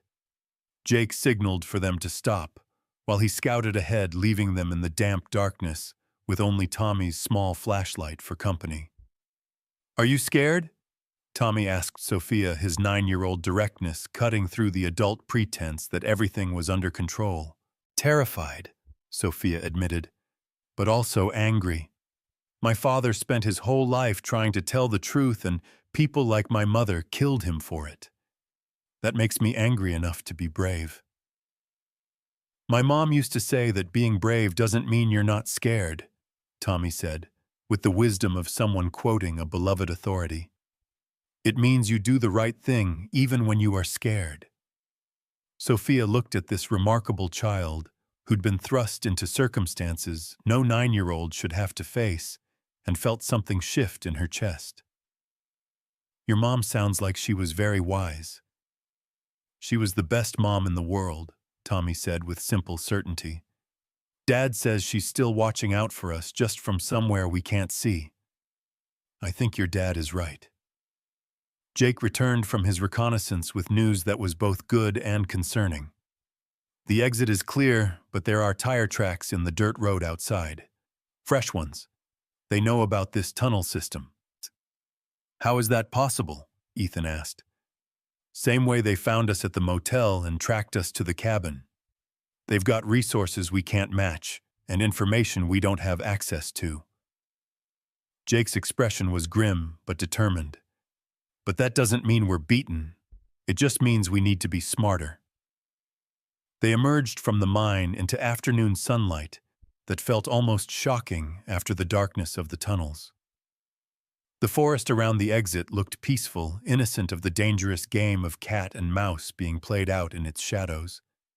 But Jake's body language remained tense alert as he scanned the trees for signs of surveillance. "The ranger station is north of here," he said quietly. "We'll stay off the roads, move through the forest. It'll take longer, but it'll be safer." "How much longer?" Sophia asked. "A few hours. We should reach it by evening." They set off through the forest again, but this time their pace was different. Jake moved with the focused intensity of someone who knew they were being hunted by professionals, and the weight of that knowledge seemed to press down on all of them like a physical force. Tommy had stopped asking questions, his young face set in lines of concentration, as he focused on keeping up with the adults and moving as quietly as possible. Ethan felt a surge of pride mixed with heartbreak as he watched his son rise to meet challenges that would have overwhelmed many adults. The afternoon wore on, marked by the gradual shift of sunlight through the forest canopy and the growing ache in muscles unaccustomed to this kind of sustained exertion. But underneath the physical discomfort, Ethan was aware of something else, a growing sense of determination that surprised him with its intensity. For 3 years, he'd lived his life in the careful, constrained way of someone who'd lost too much to risk losing anything else. He'd focused on Tommy, on the garage, on the small, safe world they'd built together in Millbrook. But now, forced into a situation where safety was an illusion and small worlds could be shattered by forces beyond his control, he found himself remembering who he'd been before grief had made him cautious. He'd been a man who fixed things. Not just cars, but problems, situations, the kind of challenges that most people walked away from because they were too complicated or too dangerous. Sarah had fallen in love with that man, the one who saw a problem and couldn't rest until he'd found a solution. Maybe it was time to be that man again. The ranger station appeared through the trees just as the sun was setting behind the mountain peaks. It was a modest building, more of a cabin really, with a parking area that contained exactly what Jake had promised, a Forest Service pickup truck that looked reliable despite its obvious age. "Keys will be inside," Jake said with the confidence of someone who'd made similar appropriations before. Government vehicles, they always keep a spare set in the office. But as they approached the building, Ethan noticed something that made his blood run cold. There were fresh tire tracks in the parking area, and the building's windows glowed with the soft light of recent occupancy. "Someone's here," he said quietly. Jake had noticed the same signs. His hand moved instinctively toward his weapon as he studied the building with the careful attention of someone assessing a potential threat. "Could be just a ranger working late," Sophia suggested hopefully. "Could be," Jake agreed. But rangers don't usually drive black SUVs with government plates. Through the station's front window, they could see a figure moving around inside tall military bearing, moving with the confident precision that they'd learned to associate with Marcus Webb's team. "They're ahead of us again," Ethan said, feeling the weight of frustration and fear settling over him like a shroud. "No," Jake said, and there was something in his voice that made them all look at him. "They're not ahead of us. They're exactly where I want them to be." "What do you mean?" Jake's smile was cold, predatory, and completely without humor. "I mean it's time to stop running and start fighting back. And I know exactly how we're going to do it." The predatory gleam in Jake's eyes sent a chill down Ethan's spine that had nothing to do with the mountain evening air. In the dying light filtering through the pine trees, his brother-in-law looked like a different person entirely, not the hermit who'd retreated from civilization, but the Green Beret who'd spent years hunting enemies in places where the rules of engagement were written in blood. "Jake," Ethan said carefully, "what exactly are you thinking?" "I'm thinking that Marcus Webb made his first mistake," Jake replied, his voice carrying the cold satisfaction of a chess player who'd just seen his opponent's fatal error. "He's been hunting us all day, staying one step ahead using superior resources and intelligence. But now he's gotten comfortable, predictable." Through the ranger station's windows, they could see two figures moving around inside Webb himself and another man who carried himself with the same military bearing. Both were armed, both professionals, both completely unaware that their quarry was watching them from the tree line. "Comfortable how?" Sophia asked, though her voice suggested she was afraid of the answer. "They've stopped thinking of us as a threat and started thinking of us as prey. That's always a mistake." Jake pulled out a pair of compact binoculars and studied the building with the methodical attention of someone planning an assault. 2 men inside, probably another 2 in the vehicle parked behind the building. Standard 4-man team for this type of operation. "You want to attack them?" Ethan couldn't keep the disbelief out of his voice. "Jake, these aren't weekend warriors. These are professional killers with military training and superior firepower." "They are," Jake agreed calmly, "but they're also arrogant. They think they're hunting a scared teenage girl, a small-town mechanic, and a washed-up ex-soldier. They're not prepared for a fight. Tommy had been listening to the conversation with the wide-eyed attention of a child trying to understand an adult world that had become incomprehensibly dangerous. Now he tugged on his father's jacket, his small voice barely audible above the evening breeze. "Dad, are we going to hurt those people?" The question hit Ethan like a physical blow. How do you explain to a 9-year-old that sometimes good people have to do terrible things to protect the innocent? How do you maintain a child's faith in the basic goodness of the world when that world has revealed itself to be far darker and more complex than any bedtime story? "I don't know, buddy," Ethan said honestly. "I hope not." "But they want to hurt us," Tommy said, with the clear logic that only children possessed. "If they want to hurt us and we can stop them, shouldn't we stop them?" The simple morality of it was devastating in its clarity. Webb's team hadn't come to the mountains for conversation or negotiation. They'd come to eliminate a problem, and that problem included a 9-year-old boy whose only crime was having a father who'd shown kindness to a stranger. "Yes," Ethan said, the word coming out harder than he'd intended. "We should stop them." Jake had been listening to the exchange while continuing his surveillance of the ranger station. "There's another consideration," he said quietly. "Even if we could slip away from here, where would we go? They've found us at every location, tracked us through every attempt to disappear. This cycle will continue until either they catch us or we end it." "How do we end it?" Sophia asked, though her tone suggested she already knew the answer wouldn't be pleasant. "We take out the team, we take their communication equipment, and we use their resources to contact the right people in Washington.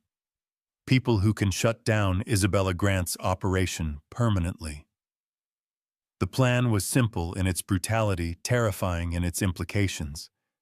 But as Ethan watched the figures moving around inside the ranger station, men who'd been sent to kill his son, he felt something shift inside his chest. The careful, cautious man, who'd spent 3 years avoiding risks, began to give way to someone harder, more focused. "What do you need us to do?" he asked. Jake's smile was sharp enough to cut glass. "I need you to trust me, and I need you to be ready to move fast when I give the signal." He laid out the plan with the crisp efficiency of someone who'd done this before. It was elegant in its simplicity, relying on the one advantage they had: Webb's team didn't know they were being watched. Jake would circle around behind the building, disable the 2 men in the vehicle, then create a distraction that would draw the others outside where they could be dealt with more easily. "What about us?" Sophia asked. "You stay here with Tommy. Keep him safe, keep him quiet, and be ready to move if things go sideways." "No." Ethan said, the word coming out with surprising force. "Tommy stays with Sophia, but I'm going with you." "Ethan, you're not trained for this kind of—" "I'm trained enough," Ethan interrupted. "And more importantly, I'm not letting you do this alone. We're family, Jake. Family doesn't abandon family." For a moment, Jake's professional mask slipped, revealing something that might have been gratitude or grief. "Sarah always said you were stubborn. She also said I was reliable when it mattered." Jake nodded slowly. "Okay. But you follow my lead, you do exactly what I tell you, and if I say run, you run. No heroes, no improvisation." "Understood." Ethan knelt beside Tommy, taking his son's small hands in his own. In the fading light, the boy's face was a study in forced bravery, the expression of someone trying to be braver than he felt. "Listen to me, buddy," Ethan said, his voice gentle but serious. "Uncle Jake and I need to go take care of something. While we're gone, you're going to stay with Sophia and keep her safe, okay?"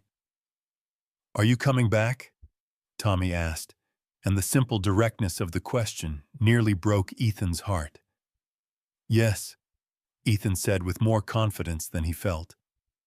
I'm coming back. I promise. Dad. Tommy's voice was very small.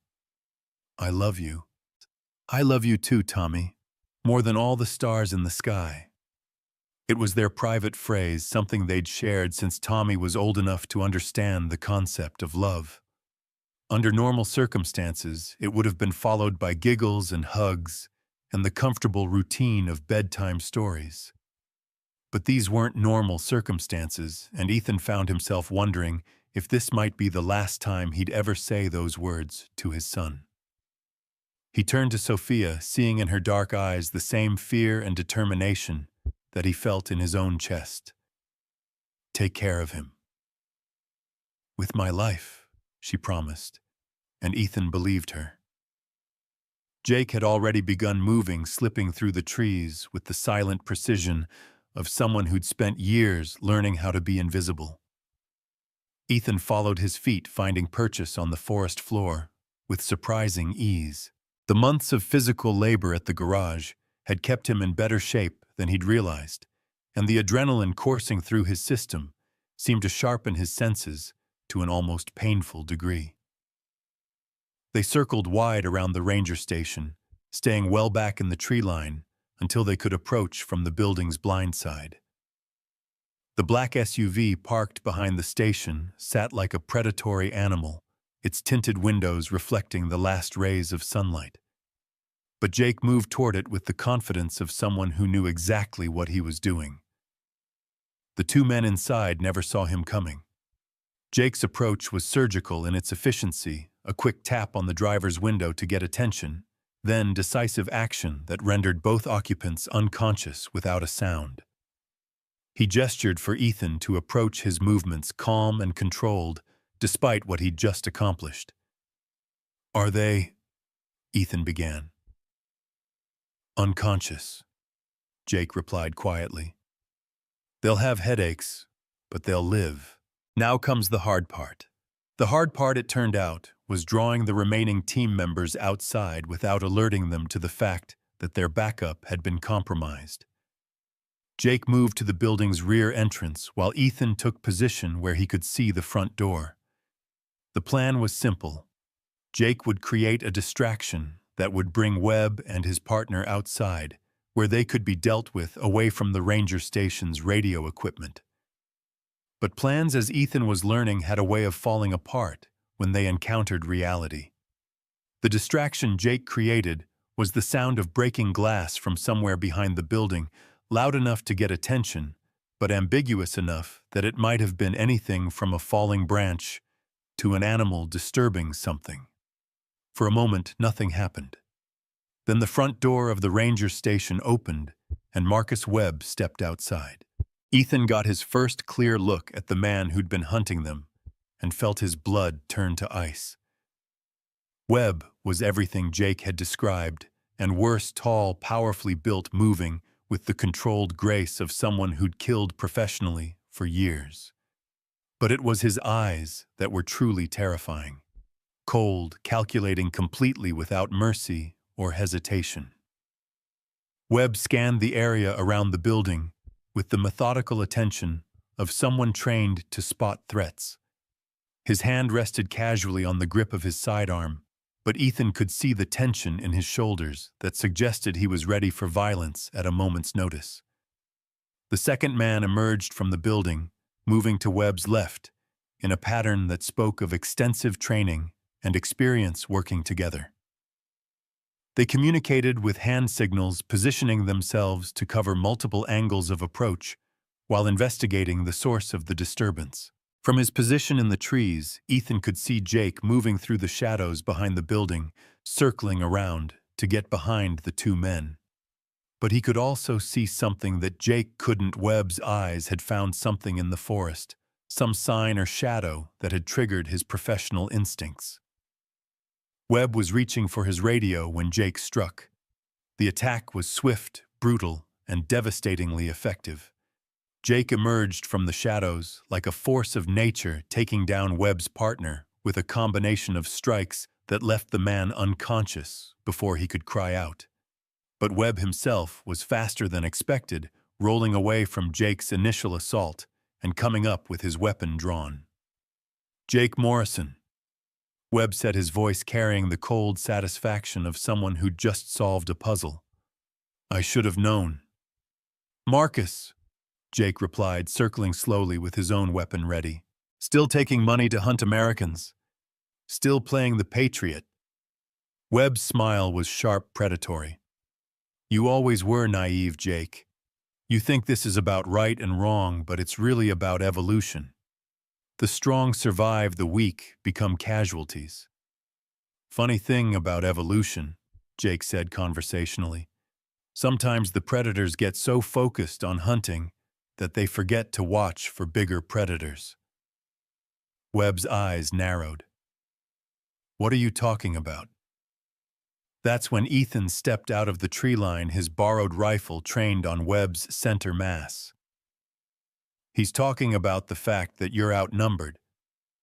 For the first time since Ethan had seen him, Marcus Webb looked genuinely surprised. "The mechanic.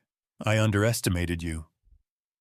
"A lot of people do," Ethan replied, and was surprised by how steady his voice sounded. "Drop your weapon."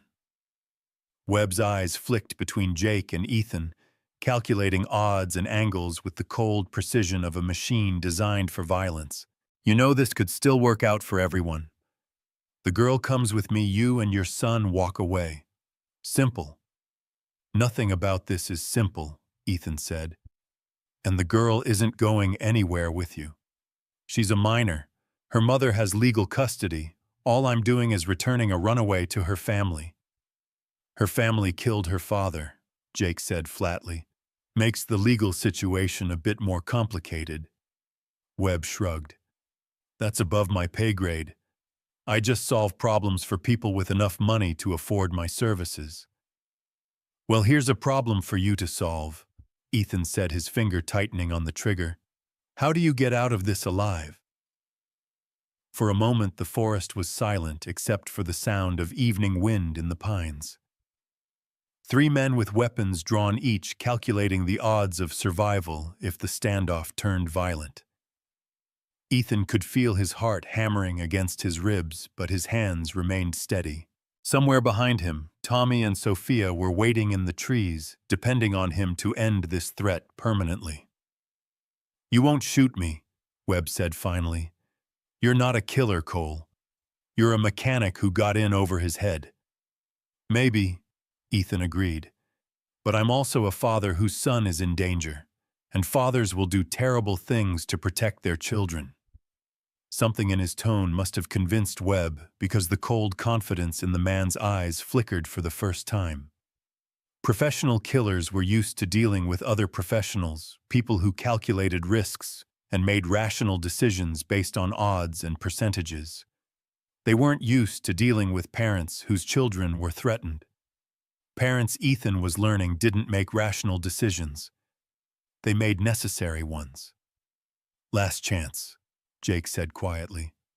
"Drop the weapon."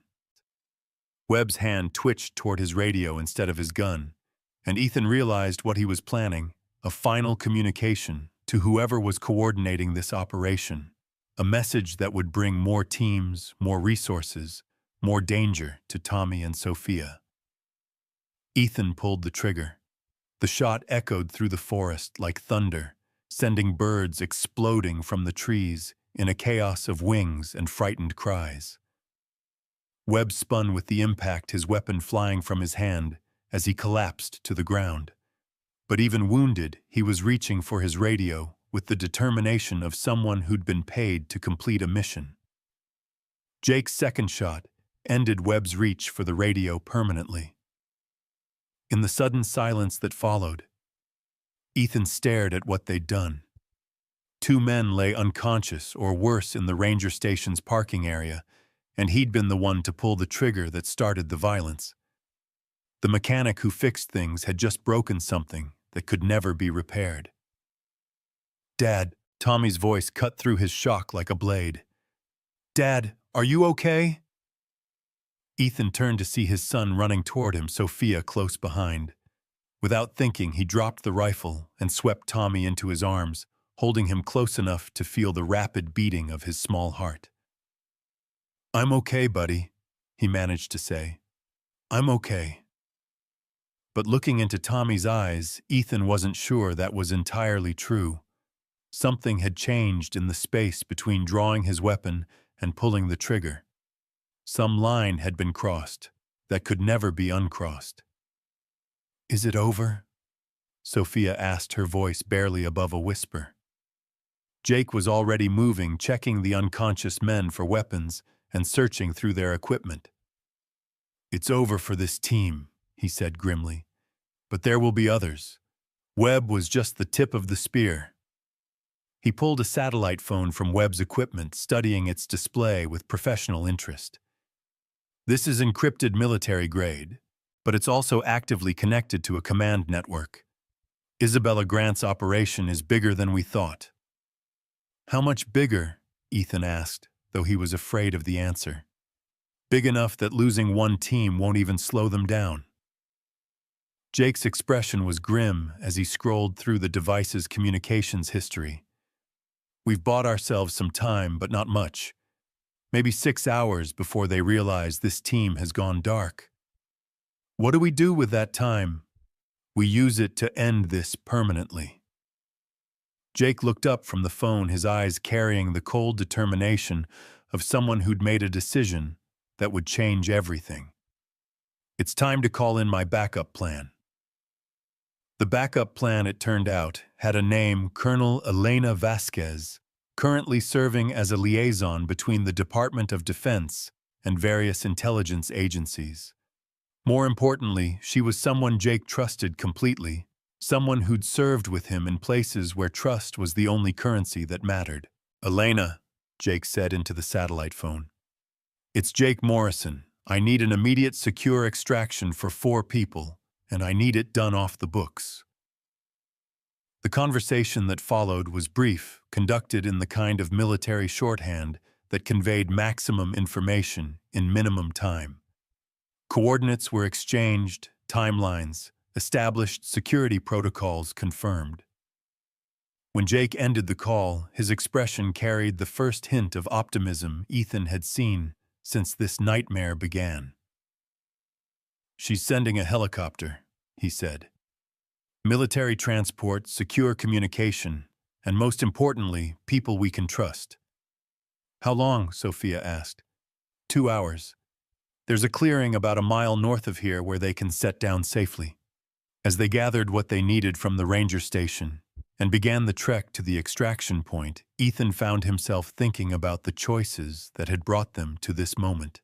24 hours ago, he'd been a simple mechanic living a quiet life with his son. Now he was a fugitive who'd killed a man in a firefight with corporate mercenaries. But looking at Tommy's trusting face in the moonlight, seeing the way Sophia had found something like hope again, Ethan realized he wouldn't change any of the decisions he'd made. Some choices were worth making, regardless of their cost. The clearing appeared ahead of them, through the trees, a natural meadow surrounded by peaks that disappeared into the star-filled sky. In the distance, the sound of rotor blades grew steadily louder, carrying with it the promise of safety and the hope of justice. "Dad," Tommy said, his small hand finding Ethan's in the darkness. "When this is all over, can we go home?" Ethan squeezed his son's hand, feeling the weight of everything they'd lost and everything they might still save. "Yeah, buddy. When this is all over, we can go home." But as the helicopter's searchlight swept across the clearing and began its descent toward them, Ethan suspected that home might never quite be the same place it had been before.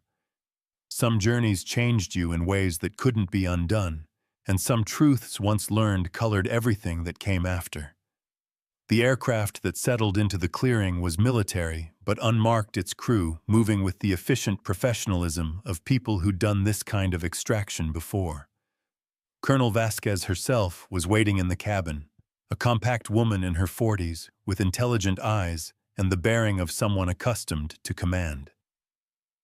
"Jake," she said as they climbed aboard, "you always did know how to complicate my life." "Elena," Jake replied with something that might have been a smile, "you always said you were bored in Washington." As the helicopter lifted off into the night sky, carrying them away from the mountains, where they'd learned that evil was real and sometimes good people had to fight it with violence, Ethan felt Tommy settle against his side with the trusting sleep of childhood. The war was far from over. Isabella Grant's empire still stood, her conspiracy still threatened American lives around the world, and the evidence they carried might not be enough to bring her to justice. But for the first time since this began, they weren't running. They were moving toward something, toward answers, toward justice, toward the possibility that sometimes the right choice, no matter how difficult, could still make a difference. The lights of distant cities began to appear below them as they flew through the darkness, each one representing thousands of people living ordinary lives, unaware of the shadow war being fought for their protection. Ethan closed his eyes and held his son closer, knowing that whatever came next, they would face it together. And sometimes that was enough. The Pentagon at 3 a.m. was a different creature entirely from its daytime counterpart. The corridors that buzzed with purposeful activity during business hours now stretched empty and echoing, lit by the harsh fluorescent glow that made everything look like a scene from a military thriller. Colonel Elena Vasquez led them through security checkpoints that seemed designed more to keep secrets in than to keep enemies out past guards, who looked at their small group with the practiced indifference of people who'd learned not to ask questions. Tommy had slept fitfully during the helicopter ride, his small body finally succumbing to exhaustion, despite the adrenaline that had kept him alert through 2 days of running and hiding. Now he walked between Ethan and Sophia, with the wide-eyed wonder of a child who'd found himself in the heart of American military power, his fear temporarily overwhelmed by the sheer magnitude of his surroundings. "Where are we going?" Sophia asked, her voice barely above a whisper in the vast corridors. "Secure briefing room," Vasquez replied without breaking stride. "Somewhere we can talk without worrying about electronic surveillance or uninvited listeners." The room they entered was windowless, sterile, and equipped with technology that Ethan couldn't begin to identify. Banks of monitors lined the walls, and the conference table in the center looked like it could seat the Joint Chiefs of Staff. But what caught his attention immediately were the 3 people already waiting for them, 2 in military uniforms he didn't recognize, and 1 in a civilian suit that screamed federal authority. "Introductions can wait," Vasquez said, gesturing for them to take seats around the table. "Right now we need to see what you've brought us." Jake handed over the flash drive that had started this nightmare 2 days and a lifetime ago. As the evidence loaded onto the room's main display, Ethan watched the faces of the people who would determine their fate. What he saw there was a mixture of professional interest and growing alarm that suggested Sophia's father had uncovered something even worse than they'd imagined. "Jesus Christ," one of the military officers breathed as financial records scrolled across the screen. "How long has this been going on?" "At least 5 years," the civilian replied, his fingers flying over a tablet as he cross-referenced the data with other sources. "Probably longer. This is just what they were careless enough to document." Sophia sat rigidly in her chair, watching the evidence of her mother's crimes spread across multiple screens like a cancer diagnosis written in charts and numbers. "How many people died because of this?" she asked quietly. "Too many to count," Vasquez replied with brutal honesty. "But because of what your father discovered and what you risked everything to bring us, we can finally stop it." The briefing that followed was a masterclass in the complexity of modern warfare and international crime. Isabella Grant's empire wasn't just selling weapons to America's enemies. It was actively destabilizing entire regions, fueling conflicts, bombs that killed civilians and soldiers alike, all in service of profit margins that funded a lifestyle of obscene luxury. The Nightfall project your father was investigating, the civilian said, pulling up technical specifications that made Ethan's blood run cold. Those aren't just advanced weapons systems. They're designed specifically to circumvent American defensive technologies. Your mother has been selling our enemies the tools to kill our own soldiers. Tommy had been listening to the conversation with the intense focus of a child trying to understand an adult world that had become incomprehensibly dark. Now he tugged on Ethan's sleeve, his small voice cutting through the military jargon and technical explanations. "Dad, does this mean the bad lady is going to jail?" The question hung in the air like smoke, and Ethan realized that everyone in the room was looking at him for an answer he wasn't qualified to give. How do you explain to a 9-year-old that justice wasn't always as simple as good guys winning and bad guys going to jail? "That's what we're trying to figure out, buddy," Ethan said carefully. "It's complicated." Vasquez added, her tone gentle despite the harshness of her words. "Isabella Grant has spent years building relationships with powerful people. She has protection influence resources that make it difficult to prosecute her through normal channels." "What kind of protection?" Sophia asked, though her expression suggested she already knew the answer wouldn't be comforting. "Congressional allies' Pentagon contacts intelligence agency assets. Your mother didn't build her empire by being careless about political connections." The weight of what they were up against settled over the room like a shroud.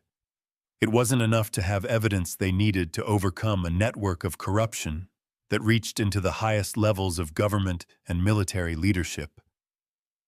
"So what do we do?" Jake asked, his tactical mind already working through alternatives. "We do what your mother doesn't expect," Vasquez replied, a cold smile playing at the corners of her mouth. "We go public." The plan that emerged over the next hour was audacious in its simplicity and terrifying in its implications.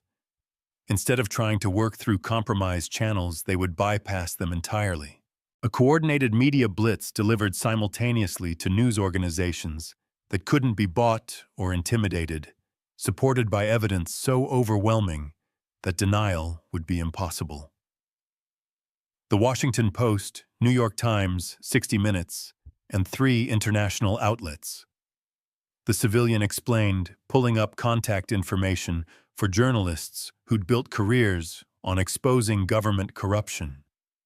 "We flood the zone with information, make it impossible to contain or discredit." "What about protection?" Ethan asked, thinking of the professional killers who'd hunted them through the mountains. "Isabella Grant isn't going to give up just because her crimes are on the front page." "Federal protection for all of you," Vasquez assured him. "New identities if necessary, relocation, whatever it takes to keep you safe while the investigation proceeds." But Sophia was shaking her head, her expression carrying a determination that reminded Ethan of her father. "No. No hiding.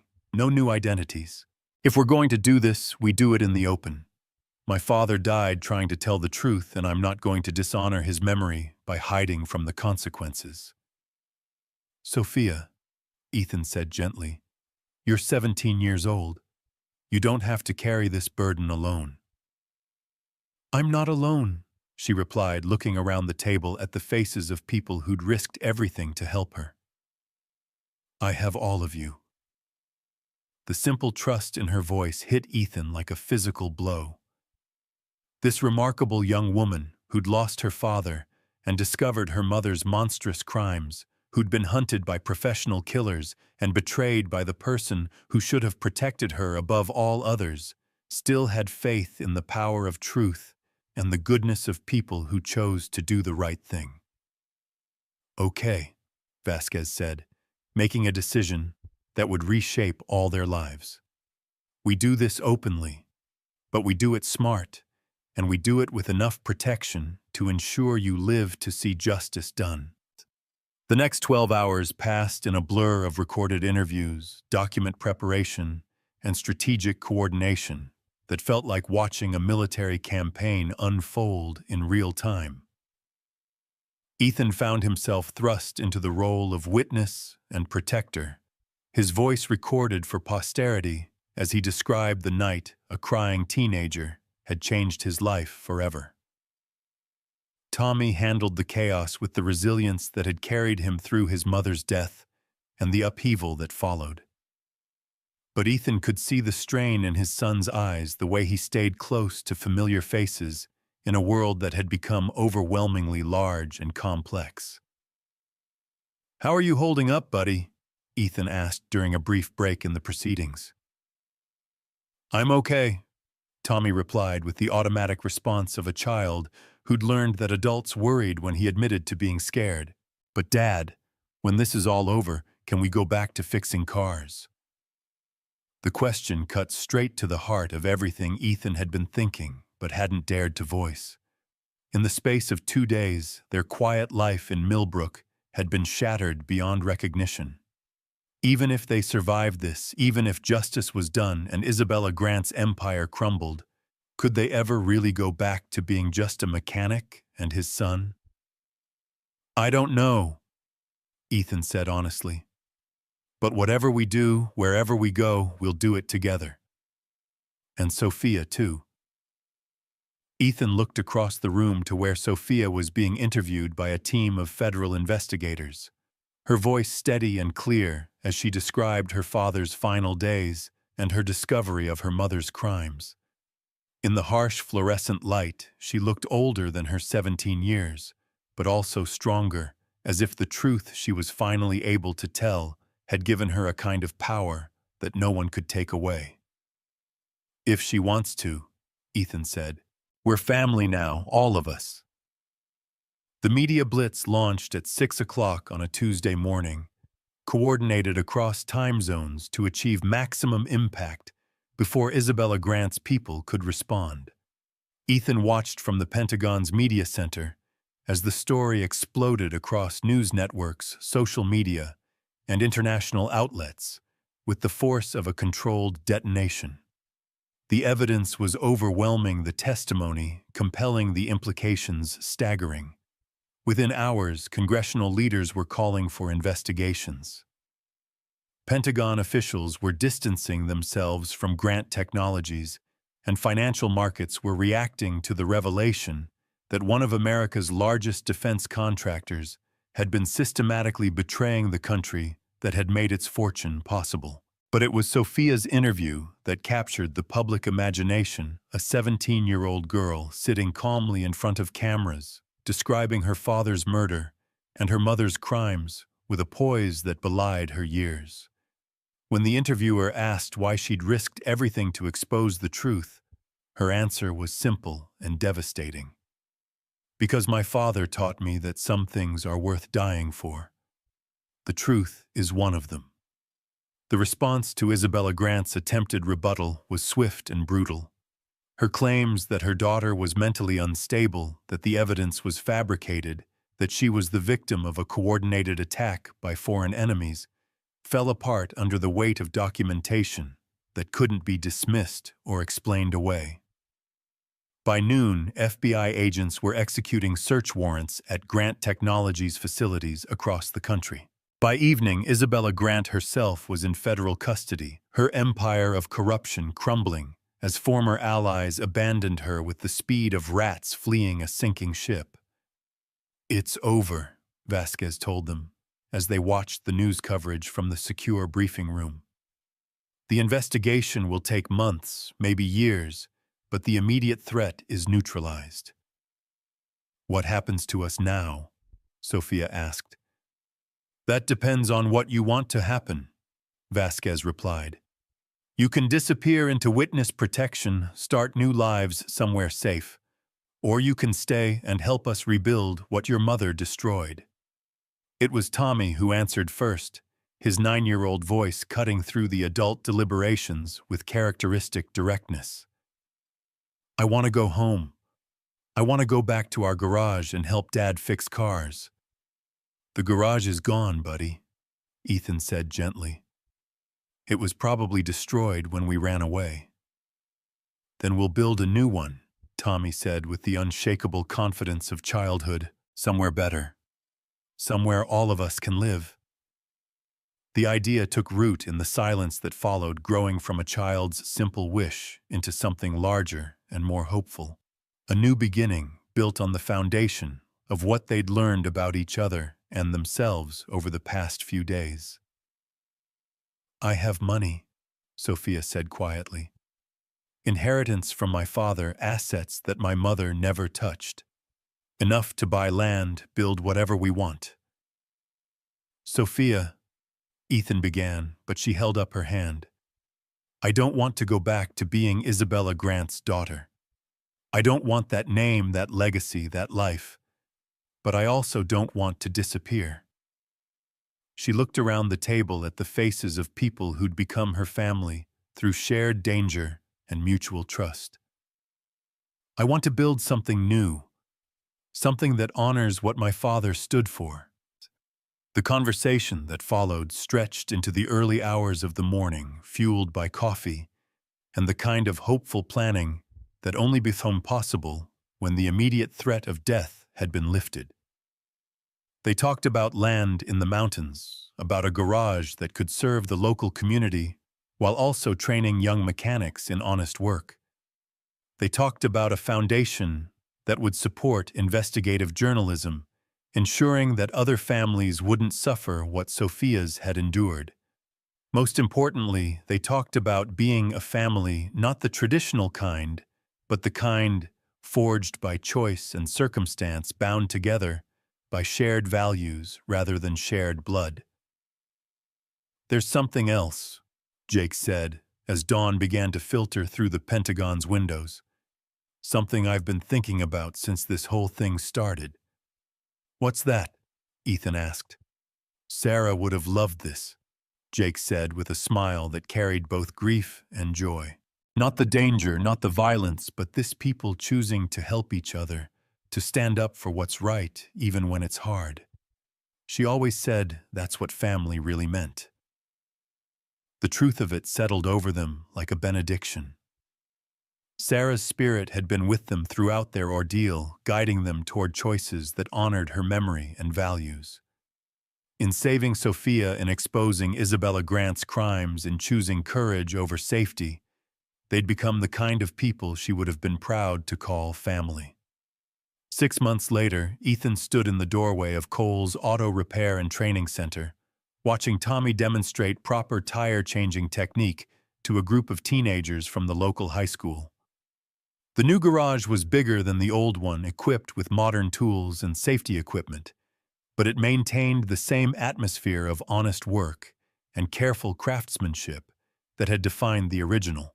The mountains that surrounded their new home were different from the ones where they'd fled from Isabella Grant's hunters, but they offered the same sense of peace and security. The community had welcomed them with the practical acceptance of people who valued useful skills over complicated histories. Sophia emerged from the foundation office they'd built adjacent to the garage, a stack of grant applications in her hands, and a smile on her face that had taken months to fully return. The Grant Foundation for Truth in Journalism had already funded 3 major investigations, and its work was beginning to make a difference in holding powerful people accountable for their actions. The Peterson story is ready to publish, she told Ethan, settling beside him on the porch they'd built to overlook the valley below. The reporter says it's going to expose corruption in defense contracting that makes my mother's operation look small-time. How do you feel about that? Ethan asked. The process of healing from her father's death and her mother's betrayal hadn't been easy, and there were still days when the weight of what she'd endured showed in her eyes. Proud, Sophia said, without hesitation. Proud that something good came from all the pain. Isabella Grant herself was serving a life sentence in a federal supermax prison, her empire dismantled, and her co-conspirators scattered to similar fates. The trial had been a media sensation, but for Sophia it had represented closure, the final chapter, in a story that had begun with her father's death and ended with justice being served. Jake appeared around the corner of the building, carrying a fishing rod, and wearing the kind of peaceful expression that Ethan had never seen on his face during his hermit years.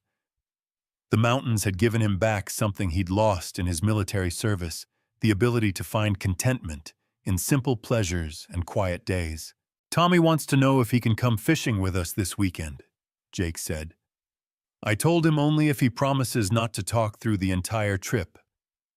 "He'll promise," Ethan said with a laugh. "Whether he'll keep the promise is another question entirely." As the sun set behind the peaks that surrounded their valley, painting the sky in shades of gold and crimson that Sarah would have insisted on capturing in watercolor, Ethan felt something he hadn't experienced since his wife's death: complete contentment with the present moment. They'd built something good here, something that honored the best parts of the people they'd lost, while creating space for new growth and new joy. Tommy was thriving in ways that had nothing to do with the trauma he'd endured, and everything to do with the security of knowing he was surrounded by people who would protect him at any cost. "Dad," Tommy called from the garage, "can you come help me with this transmission? I think I know what's wrong, but I want to check with you first." "On my way, buddy," Ethan called back. As he headed toward the garage where his son was learning the trade that had sustained their family for generations, Ethan caught sight of the small plaque they'd mounted beside the door. It bore a simple inscription that captured everything they'd learned about family courage and the power of ordinary people to change the world. "We help people when they're scared. Sarah Cole." The words had guided them through the darkest night of their lives and brought them safely to this place where kindness wasn't weakness and helping strangers wasn't foolishness.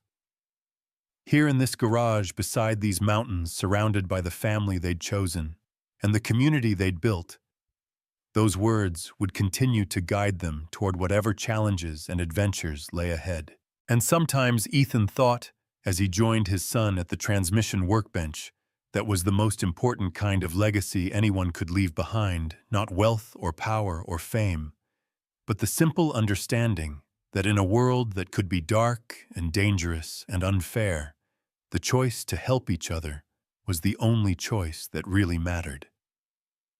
Outside, the first stars were appearing in the deepening sky, and somewhere in the distance, the sound of laughter drifted from the house where Sophia and Jake were probably arguing about whose turn it was to cook dinner. It was the sound of family chosen and cherished, bound together not by blood, but by the shared understanding that some things were worth fighting for. Love was worth fighting for. Truth was worth fighting for. And sometimes, if you were very lucky and very brave, fighting for those things led you home to a place better than anything you could have imagined when the journey began. In the warm light of the garage, surrounded by the tools of honest work and the voices of people he loved, Ethan Cole knew that he was exactly where he belonged.